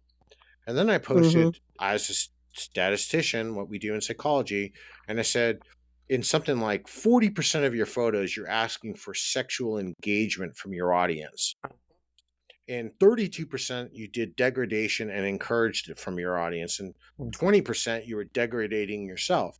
I said, look, I get it's a place to share, but I said, don't you think that changes the opinions of those who are bombarded by it every day? And who you draw. Yeah. Right. Yeah. So do you have responsibility in what you're receiving? Of course, as a question, then I was the Antichrist. And then that, because I was new and trying to build up what I was doing, I kind of backed away, but my stance really hasn't changed. So This do is you going to make think? me really unpopular, but I've said this before on Fet. If you are going to post nudity in whatever form you choose, and you put under it something like, would you like to come over and fuck me, daddy, or something, and people respond with Yeah, something very sexual. We could just whatever, leave it at yeah, that. who is to blame for that? It's Fet. What do you expect? Well, men should just know how to act. It's Fets.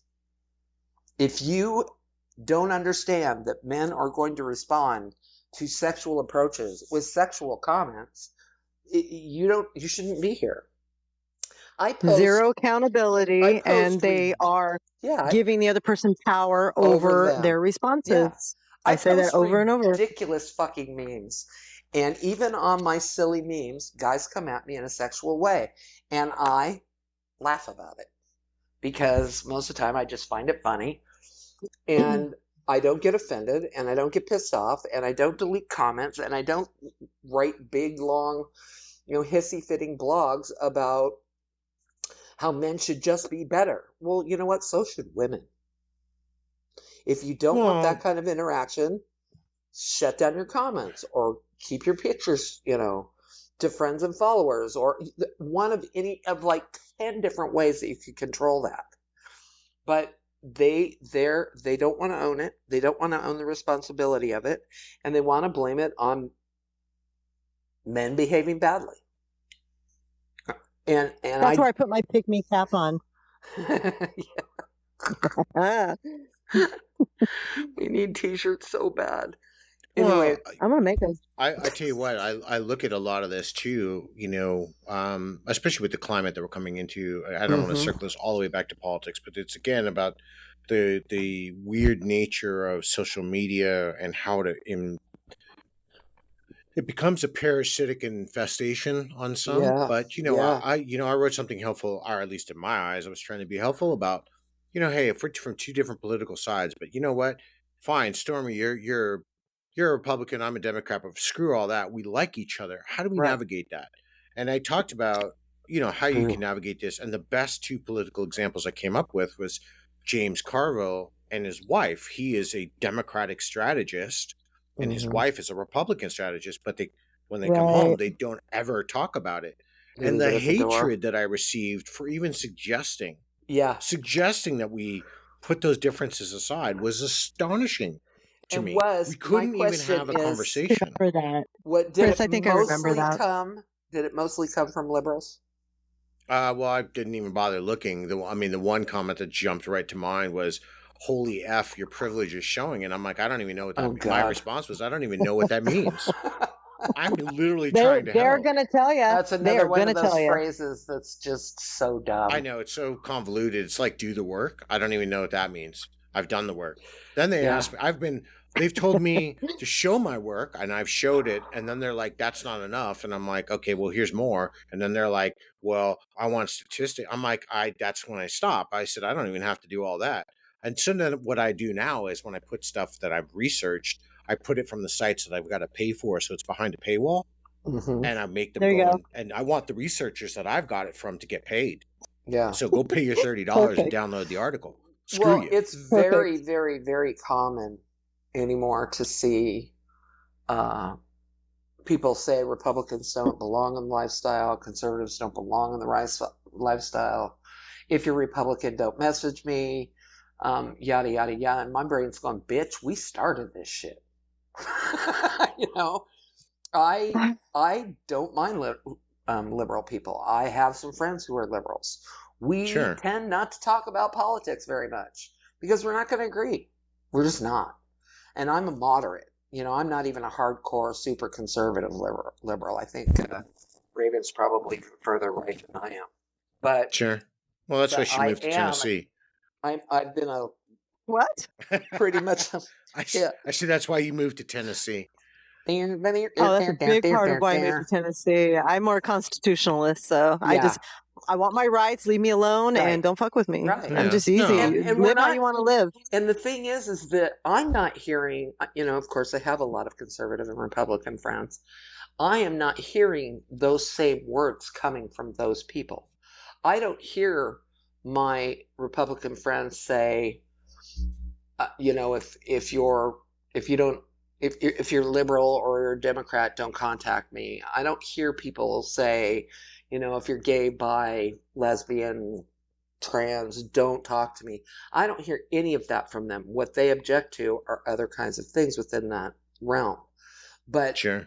Fet has become this place where it's super exclusionary, and the perceptions of what Republicans and moderates and conservatives aren't even close to No, any it's of the people I agenda-driven. know.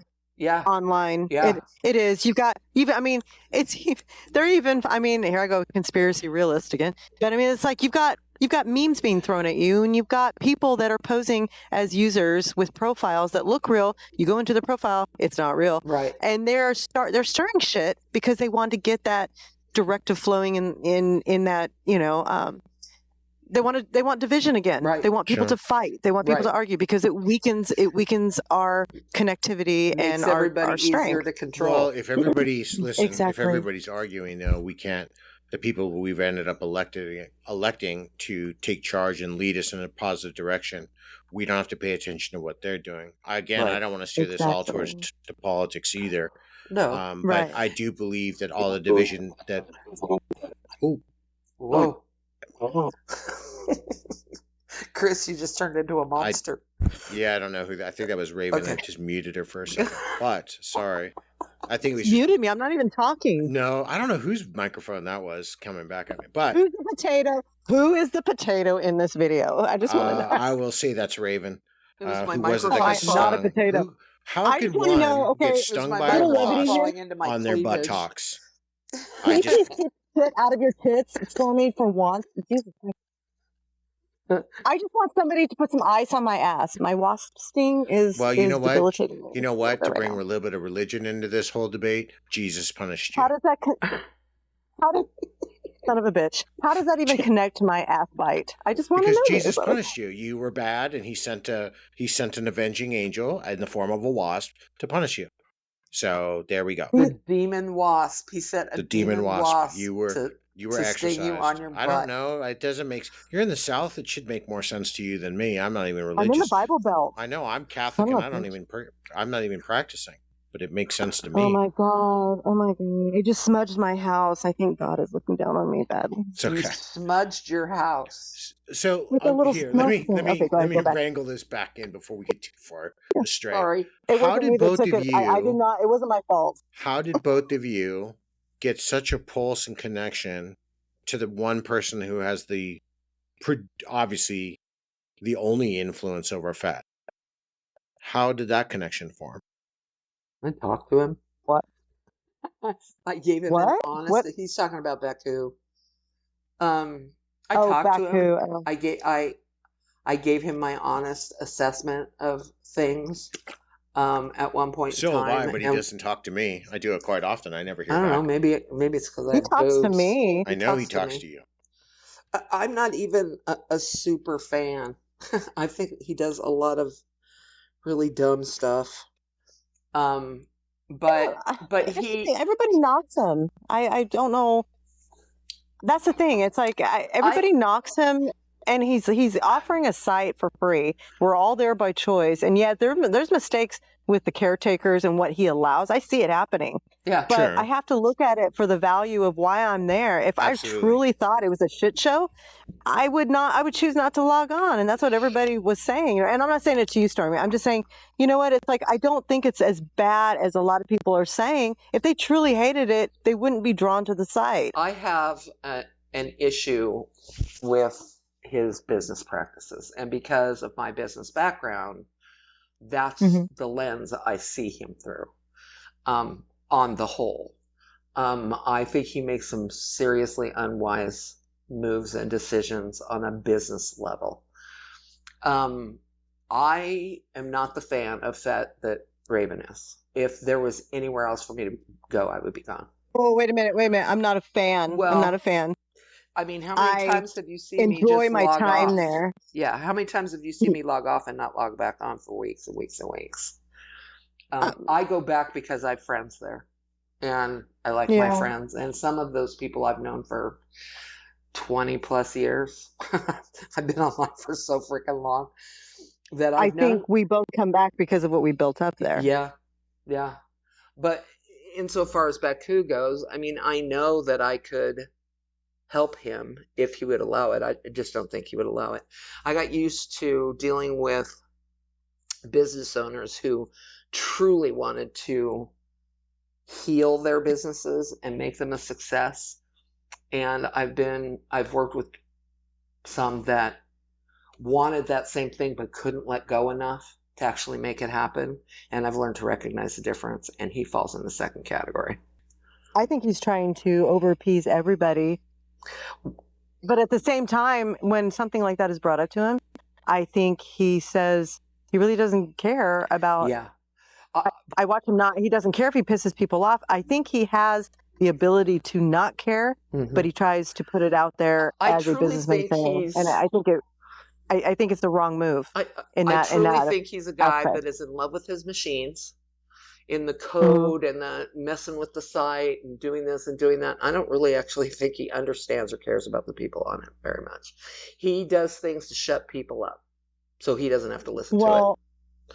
Look at everything we just said in this entire episode of what we're talking about, and it's huge in what he has to deal with, right? Oh yeah, because he gets pulled in. I mean, how many times is he getting tagged for posts or comments, in threads? Because he has the wrong administrative structure and he won't fucking listen.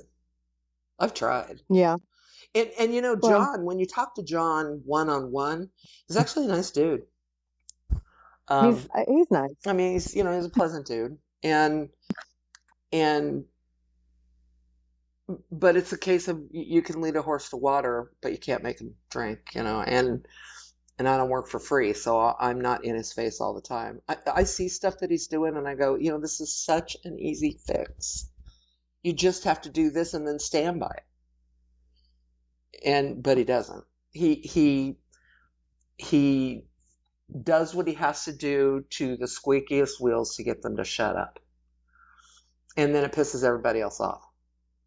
And because it seems like an awful lot of people on Vet are liberals these days, that's the group he caters to. I don't want to call it a love affair, but my over-fondness of Vet ended. He went through a kind of a weird purge, a year and a half ago, where he went through and he picked out all these groups and he put all of the censorship stuff in place where you can't say this and you can't do that and this is not allowed and yada, yada, yada. And he did it for every single group that he could think of. And he got to I told Chris this already, but he got to the part with the people who were in DS or MS relationships, and he put the same sort of rules in place for them. And he got so much kickback, he went back in and rescinded it. And that was the day that I no longer considered Vet a kink site.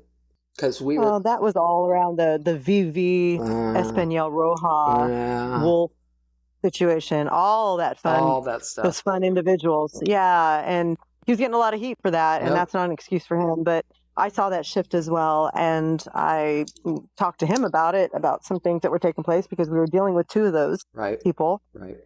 But the thing is that, I see a lot of our group, getting TO'd. Right. And I'm not seeing a lot of the other side.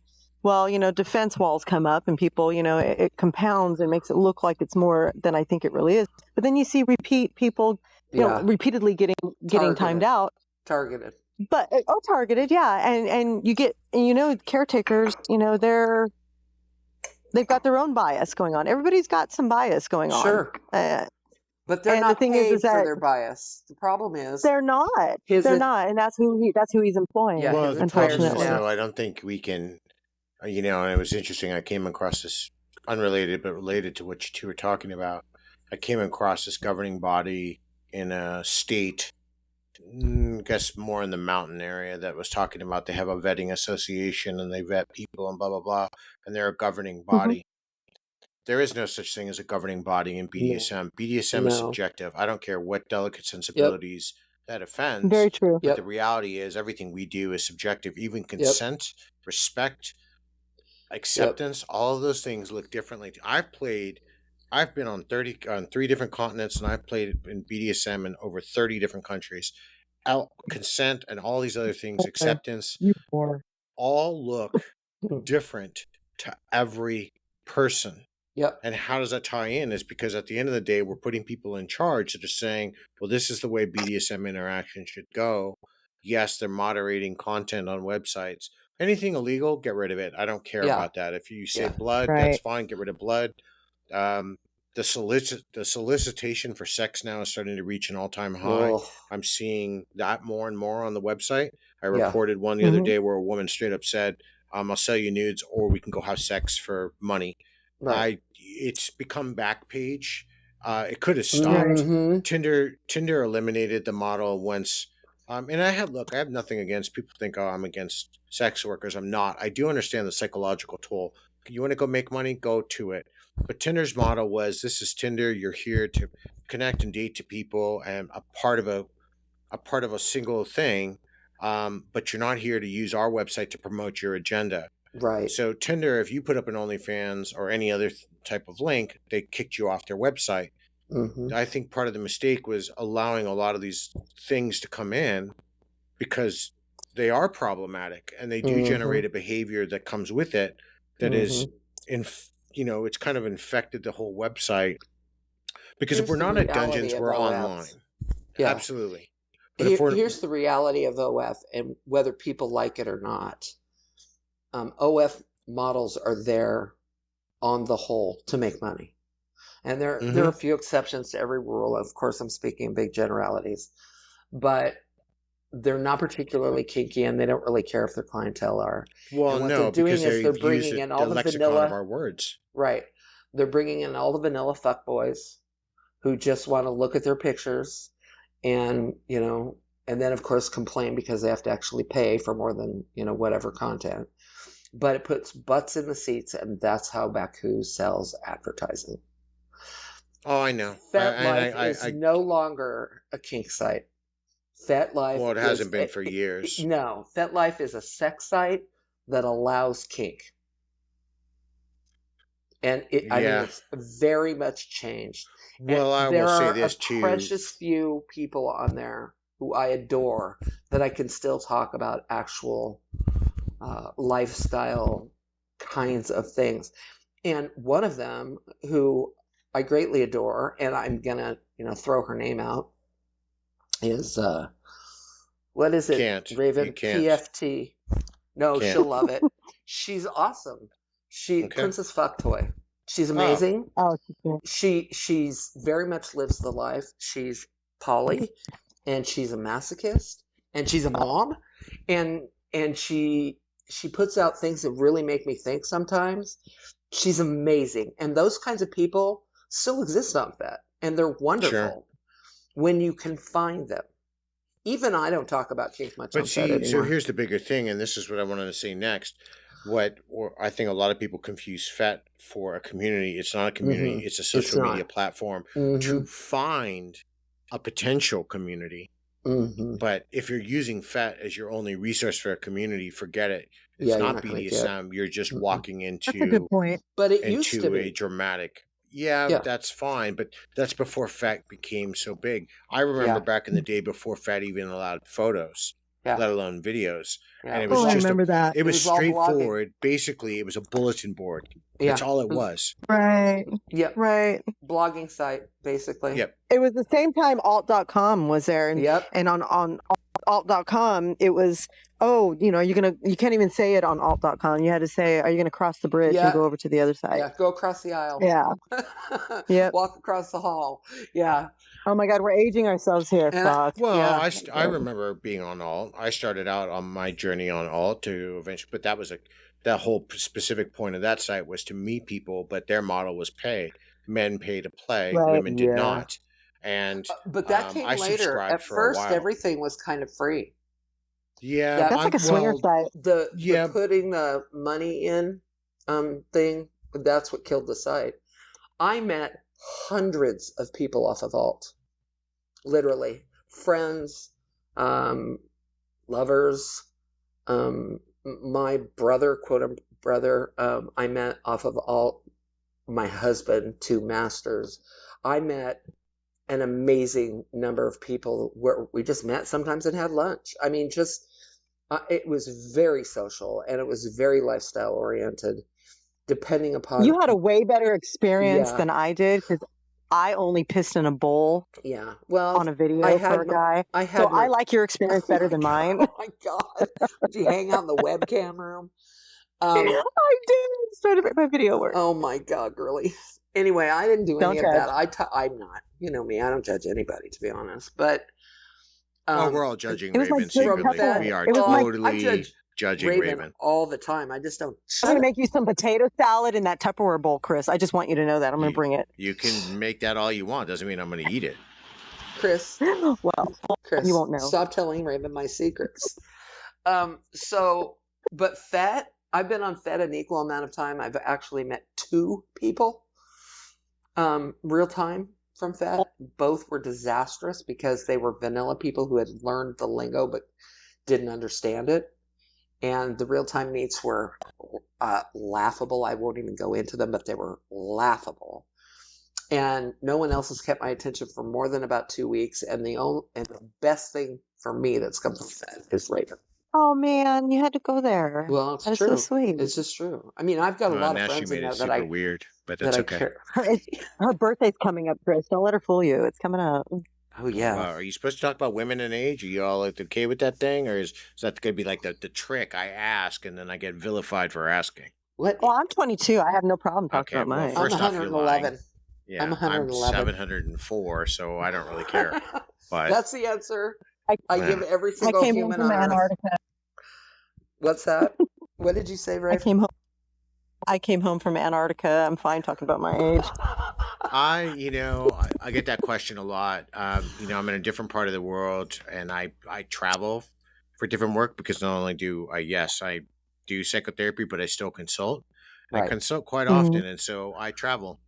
And sometimes I'm not in a given week. I might be, who knows? Maybe I'm in Singapore or I'm up in South Korea visiting some really dear friends of mine, or maybe I'm back down in Australia, or on occasion go back to the States.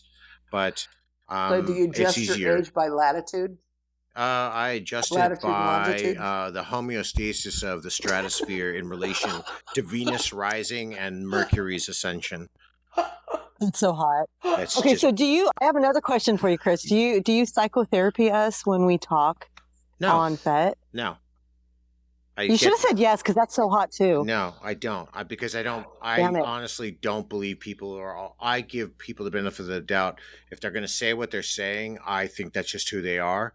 If if I see different responses, I guess in a way I am. I guess like we all are doing, we're passing Sure. judgment. So if I'm watching if the that comes from my analytical side, maybe my counterterrorism side.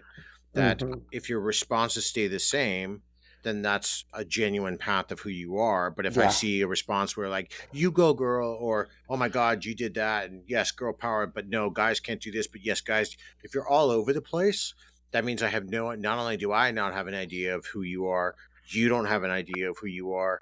And you're saying whatever's trendy and just agreeing it's political. And I'm not We interested in don't. that. I don't like If wishy-washy I ever people. say those terms, I give you full privilege to block my ass. You know that I will beat you if you do No, that sort I'll of just thing. make sure Jesus punishes you again and On the has a bunch other of ass wasps cheek. sting you. Yes. But you know what? Jesus loves me. Yes, I know. Yeah. Okay. So Yeah. Don't make me start singing. Nobody wants to hear that at all. That's just sadistic that's about all you're torture. going to get out of me. Yeah, no one wants to hear that. Yeah, But no, I really I'm half don't. I goof. think I'm half I goof think and half intellectual on there, but I'm always me. And I think Raven is the yeah. same way. Well, I think that's how we all even crashed into each other, because I remember writing something long ago and I remember these comments popping up and I'm like, oh, these are really interesting and articulated comments. I think I will respond. And I did. And that's kind of how it was. And it wasn't like some blatant attack. It was more of hey, why are you thinking this way, man? And I'm Right. like, okay, woman, I will explain it. And then I did. I didn't have to beat you on the head with a stick. And I treat people how they treat me. I Even, love to be able to talk to people like that in there. It's so rare that well, there's a handful of people like you where we can have impassioned debates and learn something from each other, never agree, and still be friends. sure. I love those Absolutely. people. Absolutely. And No, there's I can think of who you're talking about. Absolutely. It's like we really, really enjoy those. And that's the interactions we do enjoy. Mhm. And that's communicating, open communication, Mhm. where people aren't saying things to be, trying to impress others. I hate that. Right. I Be like real. people being real. Yeah. Exactly. And, Yeah. and there are That's some real talk right there. That's real Yeah. talk. Yeah. Yep. He's making fun of us. I am. Yeah. Thank you for picking up on my sarcasm. Which That's okay. He's only doing this I'm a because he's sarcastic all asshole. the way over there and we can't reach No, out and I'm like not all the way over flick anywhere. him. Right Uh-huh. now, Yeah. I could be in Hawaii. You don't even know. I could be on Wherever. my private plane. You're not in Indiana or He didn't say Tennessee. where he So is. Nope. I'm. So- You know what? I could No. be anywhere. I could be. You know what? I could be coming at you from the USSR. You don't know. That was a reference to the Beatles. Never mind. Just watch. The No, you're movie. so old. I know. You're so old. I called know. him I old am. I'm 50. I called him old earlier and he got all upset with me. It doesn't bother I me. asked You know what? upset. I'll tell you knows- what. Getting top older, during the I'm at Watts least I'm at the riots. point now, being older, that maybe it is a little bit of cynicism, but the reality is that I don't say things to hurt people, but I do say things Right. that are gonna be truthful. If they can't handle that, Well, you're that's just not honest. me being hurtful. That's them not wanting Right. to face the reality of truth. I agree. I do like the comment of facts over feelings, because that's just the reality of it. I don't live in an unfactual world. I don't believe Right. in subjectivity over objectivity, and that's my scientific side. I've never believed in that. Where I did the stuff that I've done for the government, I'm never going to not believe that. Right. I do try to lessen the blows. I would never actually want any of my clients to come up and say, hey, you work for me, you're the best, thank you for everything. But I can tell you that if they did, they would tell you one thing, is that I hold them accountable, Right. because that way we get Right. through stuff. And it's the same when I approach people on FET or any other social media. I've had some interactions through Instagram or a few on Facebook, but it's the same thing. I hope. Sorry about the wind. Like, we have a terrible storm where I am. It feels like the roof's going to blow off. So it sounds like there's a trumpet behind me. That's what that is. I'm But not hearing I it. thought you were just breathing I heavy. know. I thought you were breathing I heavy. thought it was I thought- us. yes, We're no, so I'm not hot. farting. I'm not being rude. No. Dang. But seriously, Well, you are. That's I- an old thing. I know, but I do. I want people to understand, like, we have to get to the core. You can't just, it's okay, you feel this way, and then that's all there is to it. There's so many sides to things, and we just get lost in these arguments. Mhm. We get lost we in the got fact lost that we in want the to argue argument. to argue it. Yes. Right. That's what I was trying to get at. We just want to argue. Right. And that's where I just go, yeah, I'm out. I just nope out because it's just pointless. I do truly try to be diplomatic in my responses to people, and I treat everybody with respect until they prove to me that they don't deserve it. I'm You blunt. nail that shit. What's that? I said you nail that shit. Yeah, I never, you'll never see me calling names. I have some pet names of some friends that are just kind of funny, but I never call names. I never get down in the gutter and roll with the pigs. I'm looking for a conversation, and people who I know are not going to have a conversation, but are just going to be the usual blah, blah, blah, and then we're just going to start insulting each other. I'm just gone. I'm done. I'm out. Because I don't You know what find gets those me? people worth my time. You know what gets me? It does make me laugh. I find it funny, and it doesn't happen all that often. But I think I've told you this before. Is like when people come at me and they're just like, we'll go back and forth, and I'll point out things and I'll ask questions and they can't answer them, and then finally the retort is, well, "You're just angry." And I just kind of look at them like, where did I ever express anger in I this? laughed at that every single time. In 8 years, I don't even know if I can get angry on the internet. No. In 8 years, I've seen Raven pissed off one time, and it was in private. Well, I What was that think about? it's Can you definitely say it? different. I think it's definitely different though for you two than it is I'm not going to speak for all men, but I'll tell you what, I'll speak for myself. I've gotten to the point now. I put something in my writings that if the attacks when they come, and sometimes I expect them because I'm going to write something that's maybe it's not really controversial, but it'll be received Edgy. that way. It's Yeah. edgy. And I'm doing that Right. because I want to challenge people's thinking. I want to help shape their behaviors. I want them to understand. Exactly. But I've had to put things in place now because I've gotten in some of these disagreements with people online and been attacked viciously to the point where I'm like, oh, this is disrupting my weekend. Yeah. And take it. So Right. I don't engage in it anymore. I know I differ from you, Raven, where you don't block. I do. I don't have a problem with it. There No. was even somebody in a small group that started saying things started attacking me for no reason. I blocked him, but I have almost 2,000 people. I'm at basically 2,000. I'm 1,998 people I have blocked on social media. That I'm all the way website up alone. to 1. Well, and I actually honestly, evolved. I've evolved. I've got 2 people blocked. see, well, you're And way up there now, they Raven. wouldn't. I know. I weakened, but they actually showed absolutely no benefit to my interactions and my time spent on Fet. And I had to realize that, Yeah, and I had and to block accept them it. because they were just pestering and, Yeah. and making it very difficult for anybody to enjoy interacting with me on there because Right. they were persistent and they didn't stop. Right. So I get it, Chris. I do understand Yeah. why. The only reason I blocked the one person that I did was for his mental health. I mean, he was losing it. And some people do, and they don't know how to control themselves. He ended up getting TO'd because he got so gross and nasty with me. He got TO'd. Sorry, I did it, to be honest. I had him TO'd. Then he came back with 2 socks, so I got those both TO'd because they were so obvious it wasn't funny. And he was gone for like 3 weeks, and he came back and he started right back in with the same thing. And he was not only bothering me, but he was bothering anybody that I talked to. And I finally said, dude, you can't stop. You don't have control over yourself. And so I'm putting you in my Iggy bin is what I call it, but block box because for your own mental health. And I blocked him, and he's the only one that's in there. I know this is not going to come as a surprise, but the majority of my blocks come from empty accounts. Mm-hmm. Sorry. You know what? Sorry, not sorry. I blocked the majority of OnlyFans people. I don't have a problem or many videos. If you're there to commodify yourself, that's fine. You do you, and I'm not against that. But I don't have anything in common with that. So I don't want to waste any of my time. And that's exactly why that function is there. So that makes sense. I mean, you're just optimizing your time on there. Right. Absolutely. I'm not sure about you, Raven. I don't see a lot of the OF stuff in my feed. Do you? I unfortunately do. We're girls, for whatever reason. Well, I think Chris would. Well, he also puts himself out there for what he does for his profession, and he gets a lot of people as well that draw in. Me. I get a lot of the OnlyFans that follow me. Either it's for like they're going to comment on one thing.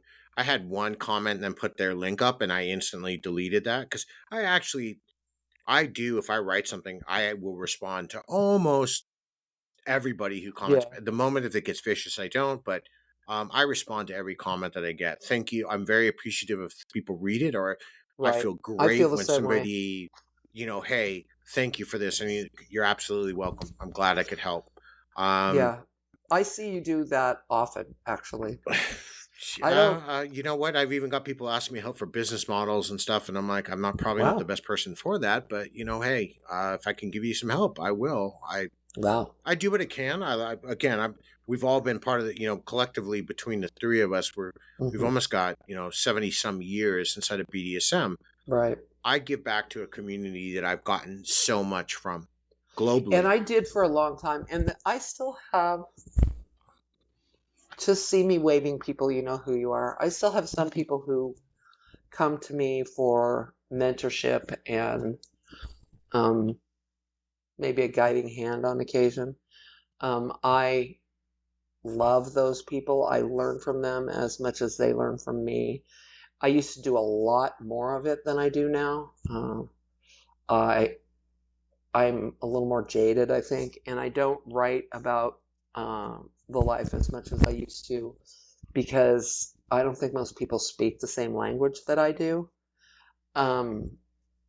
I do have a couple of blogs that I'm going to put up, but often, like you, I appreciate every single comment because it means people are reading, and I don't even care if they agree with me or not. I, I try to respond to everybody, and even when they get snarky or whatever. But it takes so much time, and right now I am very focused on how much time I give to people because I'm rebuilding my house, so a lot Sure. of it. But yeah, it's Do you difficult. limit your exposure because you're more worried about the outside world or that the online world No, finding out more about you no. versus somebody like Raven that's a little bit more public? And I'm I've been not out digging for. at Raven. I'm not digging on you. I'm just Mm-mm. curious because there is a dichotomy between you two where there's some opposites. Yeah. Your Oh Stormy's yeah. a little bit more reserved, which is great. That's fine. I'm ultra conservative. Mine's Let my me put it professional this way: profile. I'm not reserved. I'm private as fuck. Well, that's fine. So I am I too. You I won't don't. catch any on my private profile, which nobody has access to. I don't share that with anybody. Right. There's even on that, if somebody randomly came across it, none of the photos show any genitalia at all. They'll show ties or bondage or scenes, but there's no nudity because it's not needed. None of it's Right. needed. Where I we do just it, don't. It's not my thing. I'm not an exhibitionist like some of my friends are, and I'm actually not even Raven, much of a voyeur. Raven. um, I, I'm I've been out for so long that there isn't a single person in my life or my world that doesn't know I'm a lifer. And because of the kind of roles I held in my business life, where I was often a signer on other people's money to the degree of hundreds of thousands, I wanted everybody to know what my lifestyle was so that it could never be used against me. Sure. So I've always been really out, but how much of my private life I share with people, I am very selective about. No, sure.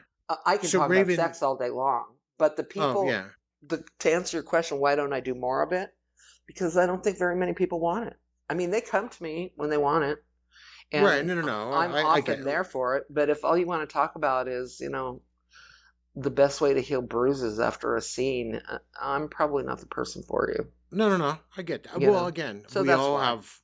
we each have our reasons. But Right. what about you, Raven? What drives you to be a little more intimate with some of the people who follow you? If she's there, I wonder if we lost her again. Oh, I don't think so. Might have. Brave, I don't know. Brave, are you That or there? she's quiet, or she muted There herself. she Hello? There is. she is. Yeah. Yeah, Did okay. Yep. you I walked back towards the house. did you did you get the question that he just asked you? Oh yeah, I got Okay. it. I got it. Okay, so as far as the content I share and the photos and what I share, I'm very selective in what I do Mm-hmm. choose to share with my public life. Mm-hmm. I have less fucks to give because I'm an exhibitionist to a certain extent. I'm more of a voyeur. Mm-hmm. I'm watching other people. I I have the freedom to share more of myself because I owned my own massage business. I didn't have to answer to anybody. My Mm-hmm. clients, the very few who were in FET, knew the FET code of keeping it Mm-hmm. private, not making it friendly. So I worked on a lot of people Mm-hmm. that would have bruises and marks. So I was accepted that way. My family, who matters to me, they either know or it's not getting back to them. Mm-hmm. My husband, I met him in the lifestyle, so I don't have anything that I needed to keep on, Right. so private and locked down that I could enjoy it a little more. I chose to enjoy it a little more on that level. Letting people in, as far as being more intimate on them or with them on the FET level, Mm-hmm.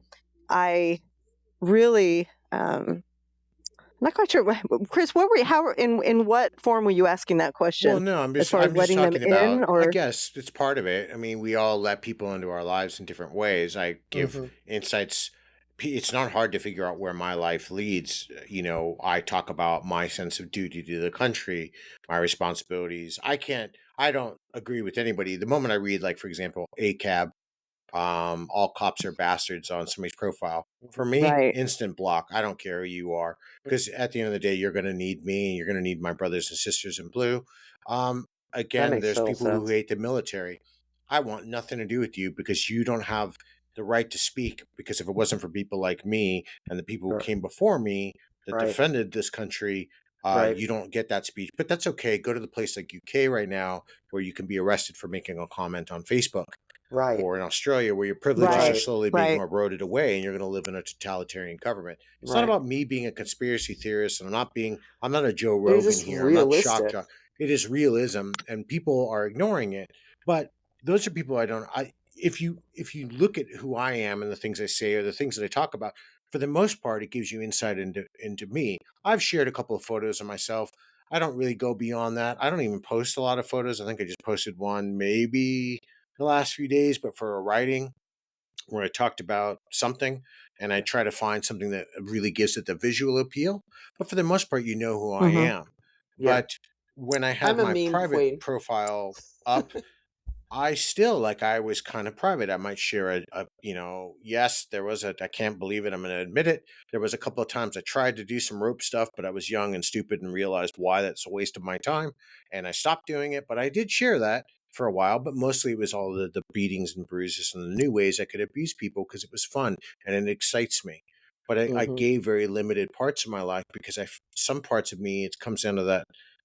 If I give too much, then is it more of, am I doing this for just a display, or is it me that I'm I sharing? think, and you know what? I think Right. Raven and I are equally private about our sex lives.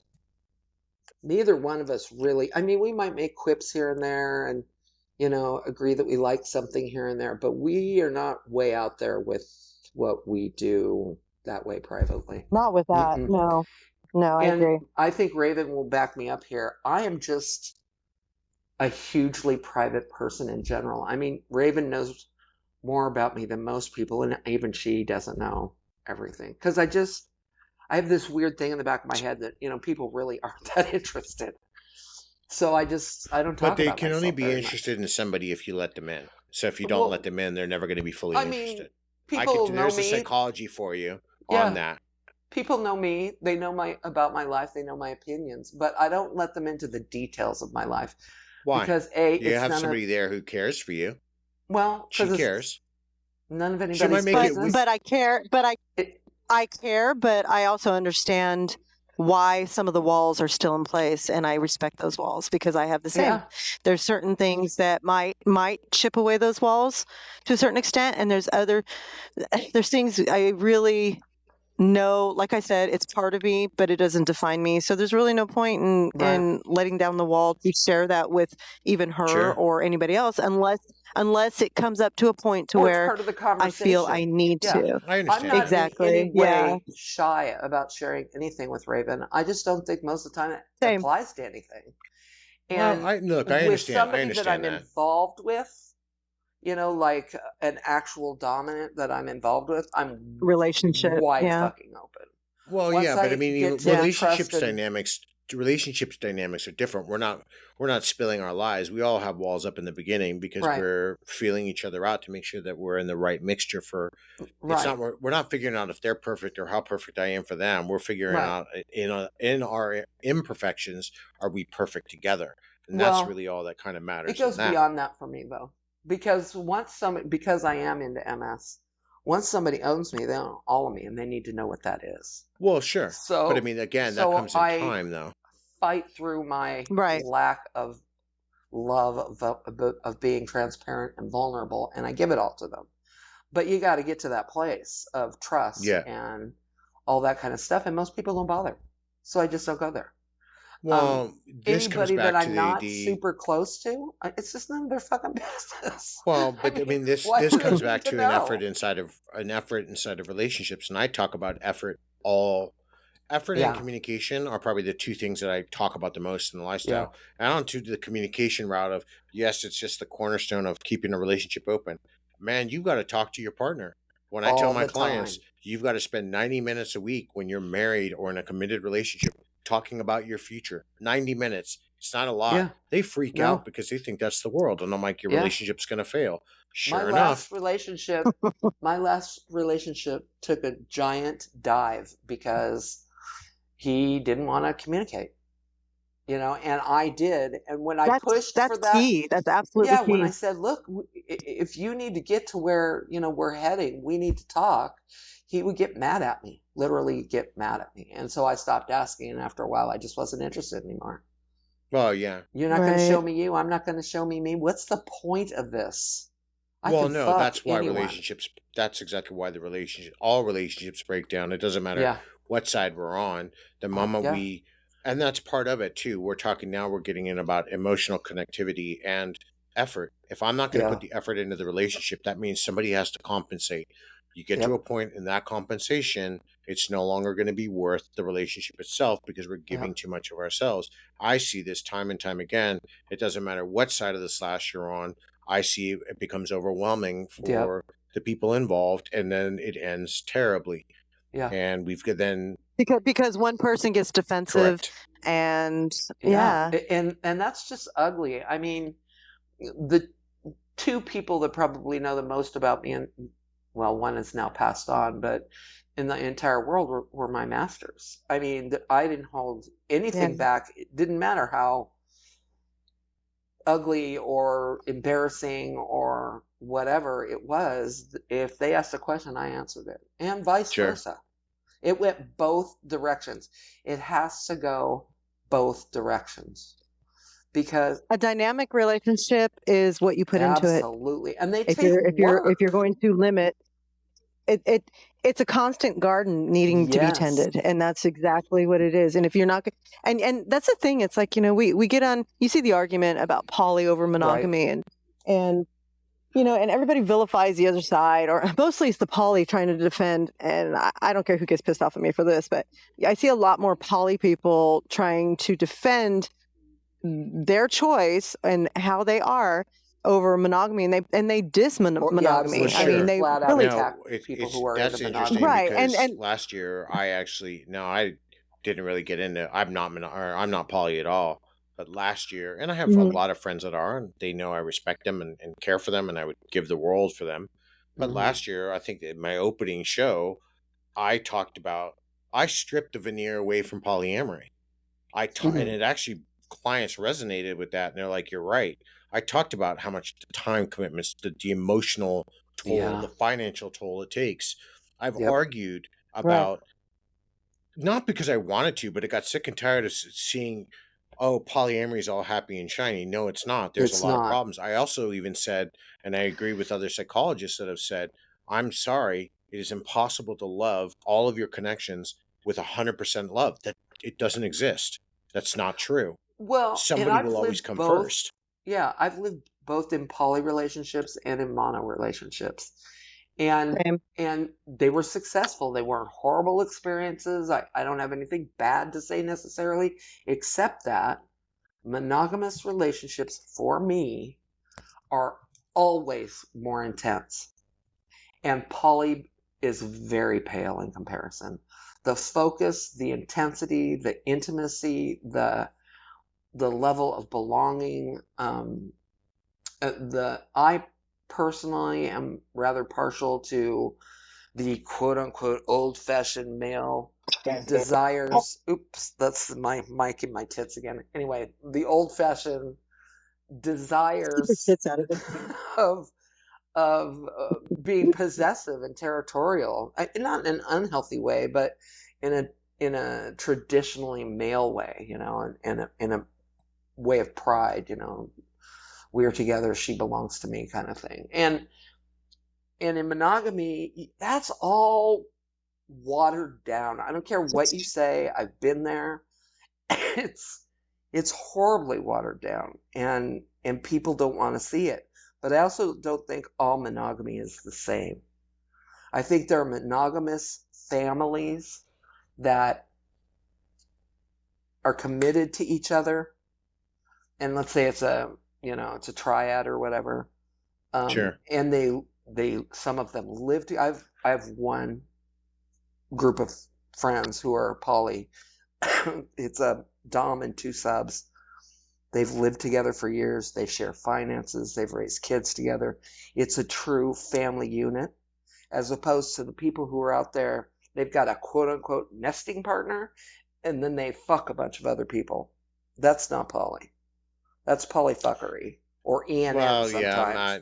It's Again, not the same I'm thing. not here to judge those choices. If And that's I'm what they want not to judging do, it. I'm just saying there are differences, and those differences aren't recognized. And it's those people who are not recognizing their own differences that are hammering on the mono people who just don't oh want to go sure, there. sure, You know, I however you see want to it like a live, however makes you happy is fine. good. Let I see a battle between the two choices, and what I do see is a lot of repetitive complaints, Yeah. and people call as, and what they say is, well, one person, for the poly people, I see this. I see them say, one person isn't going to fulfill all my needs. Okay, well, that's great, but who says all your needs need to be By met? Well, I someone you're do, because I need fucking. them met. So then I turn around and I ask them, and I say, if you were only allowed one person, how would you find happiness with just that one person if you feel all your needs aren't going to be met? What about you finding or allowing some of your needs not be met and compromising? They don't really have an answer for that. They're seeking all of that, and then they're attracted to the bright and shiny. They want the new relationship excitement. Well, and the other piece of that. And what they wait, let me Go ahead. wait 1 second, Go ahead. and the thing is that when I do bring that up, well, okay, well, if you're in a relationship of centering around monogamy, have you encountered and experienced that long-term relationship of comfort of being with that person where you feel you don't have to be always on edge, or you may not feel that initial excitement, but you make it exciting. You do things together, and you feel that dependability and that comfort level of being wired as one. I mean, you guys are aligning as a couple. Are you giving it that chance? And we live, like we talked about earlier, we live in instant gratification times. Yeah. And people are not putting in the importance in long-term relationships. That said, I know when I first entered the lifestyle, my husband introduced me to a polyamory triad, and they make it work. Right. sure. It's amazing. I don't know how they do it, but they are successful at it. And I see the happiness in it. And I was doing poly when I first met my husband. He was poly when he first met me. We decided, that's when I learned that depending on who you're entering into a relationship with, you will rewire to align with that person. Right. You will be, you're going to be probably astonished by, oh, okay, well, I'm not interested in this as much anymore. And you're not doing it to accommodate if you're doing it the right way. You're doing it to align with that person you're choosing to be with. And I think that's where a lot of confusion is when people, and what I don't like seeing is, it's all self-discovery, but I don't like seeing the attack. Right. It's the attack that bothers me. Here's the other thing.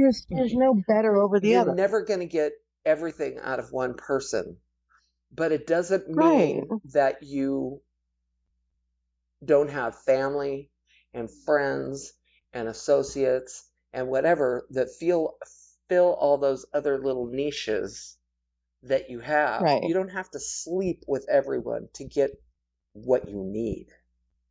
That's not a prerequisite.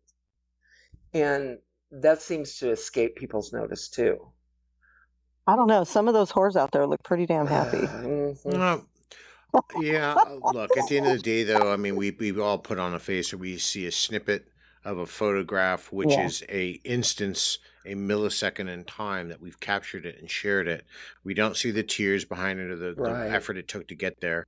Right. And I mean, that's why I take a lot of what I see or a lot of what I read with a lot of grains of salt.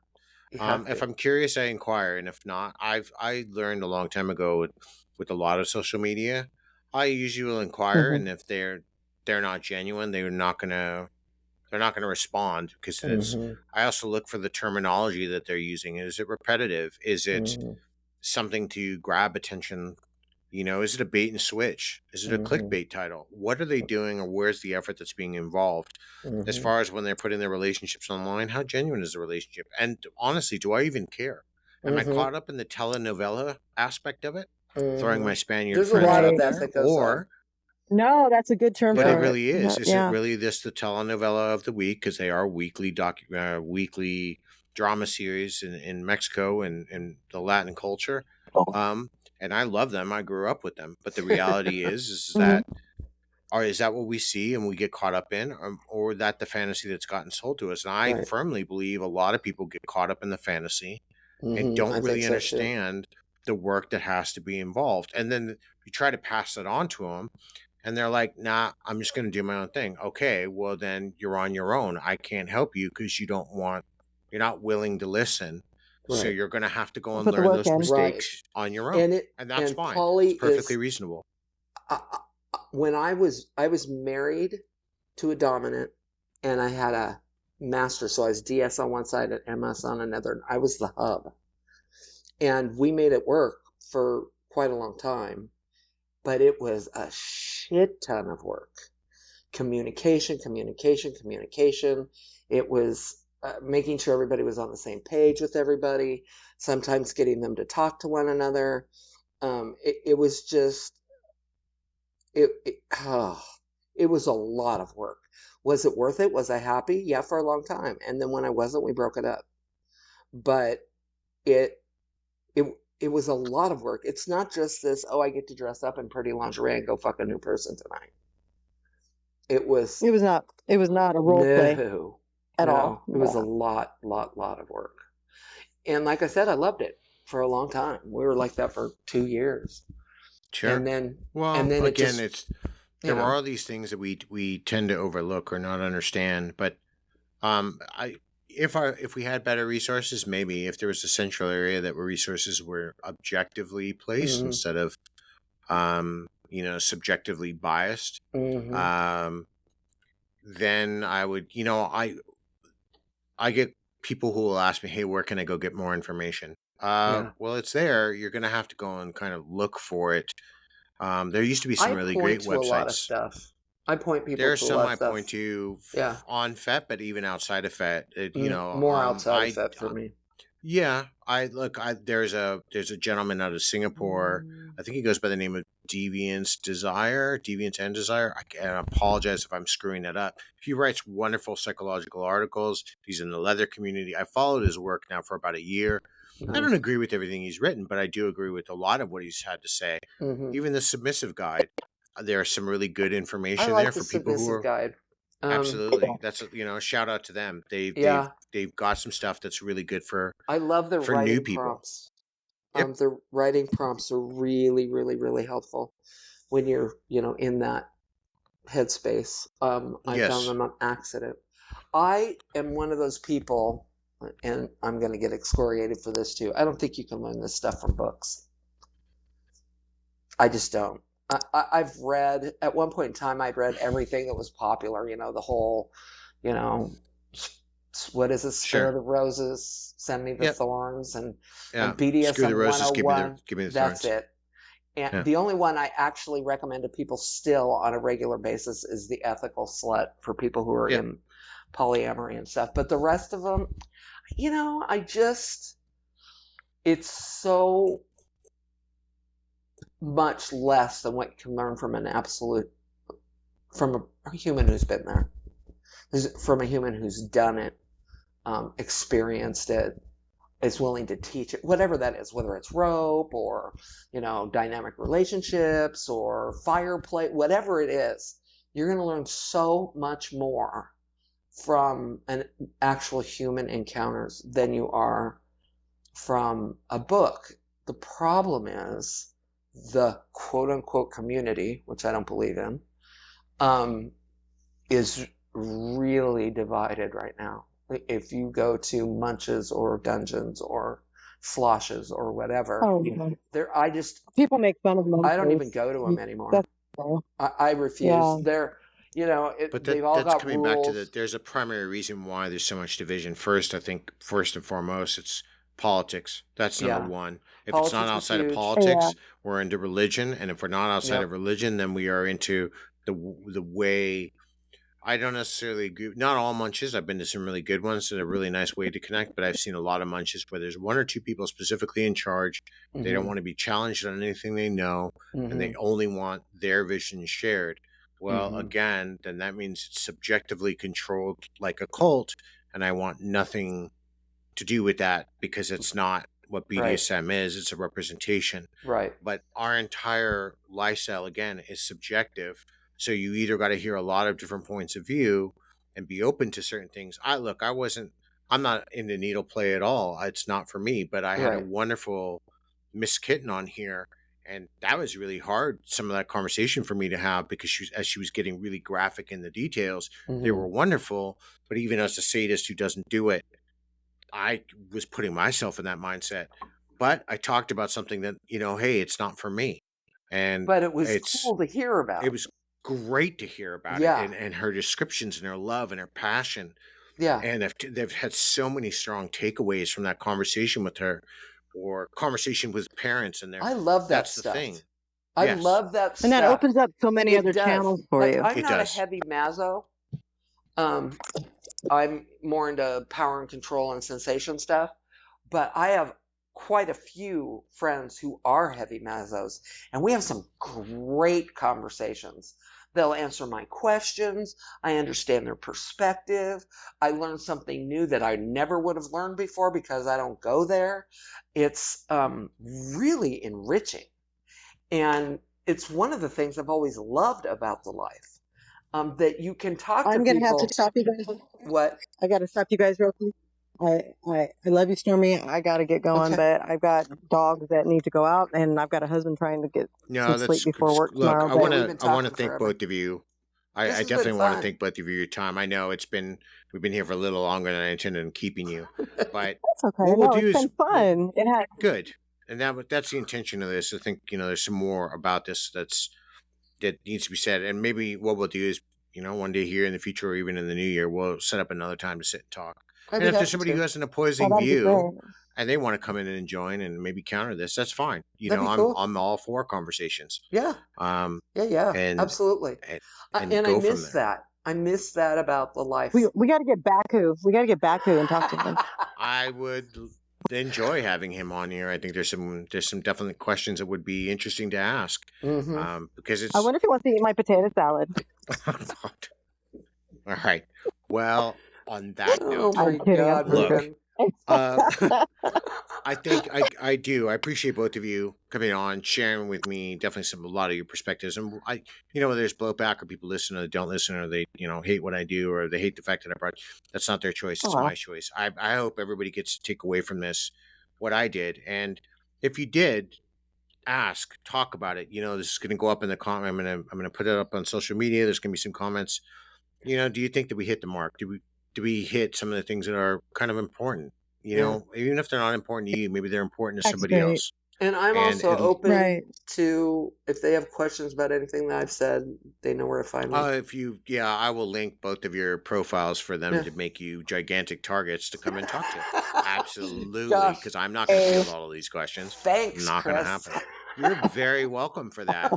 You I- and the potato I will salad girl help. over there can answer I every will one of those help, questions. but there will be no filter. So just warn them if they're going to come my direction. Well, they already know. I will not hold back. pretty sure that they Okay. know you have no filter, Raven, Yeah. whatsoever. I am actually genuinely sweet. Ask I know Stormy. you are. She I actually know you are. is. And I think I'm actually very nice. I think people know that. I think the realization is that this is also a softer approach to understand that just because we have a persona online, that doesn't.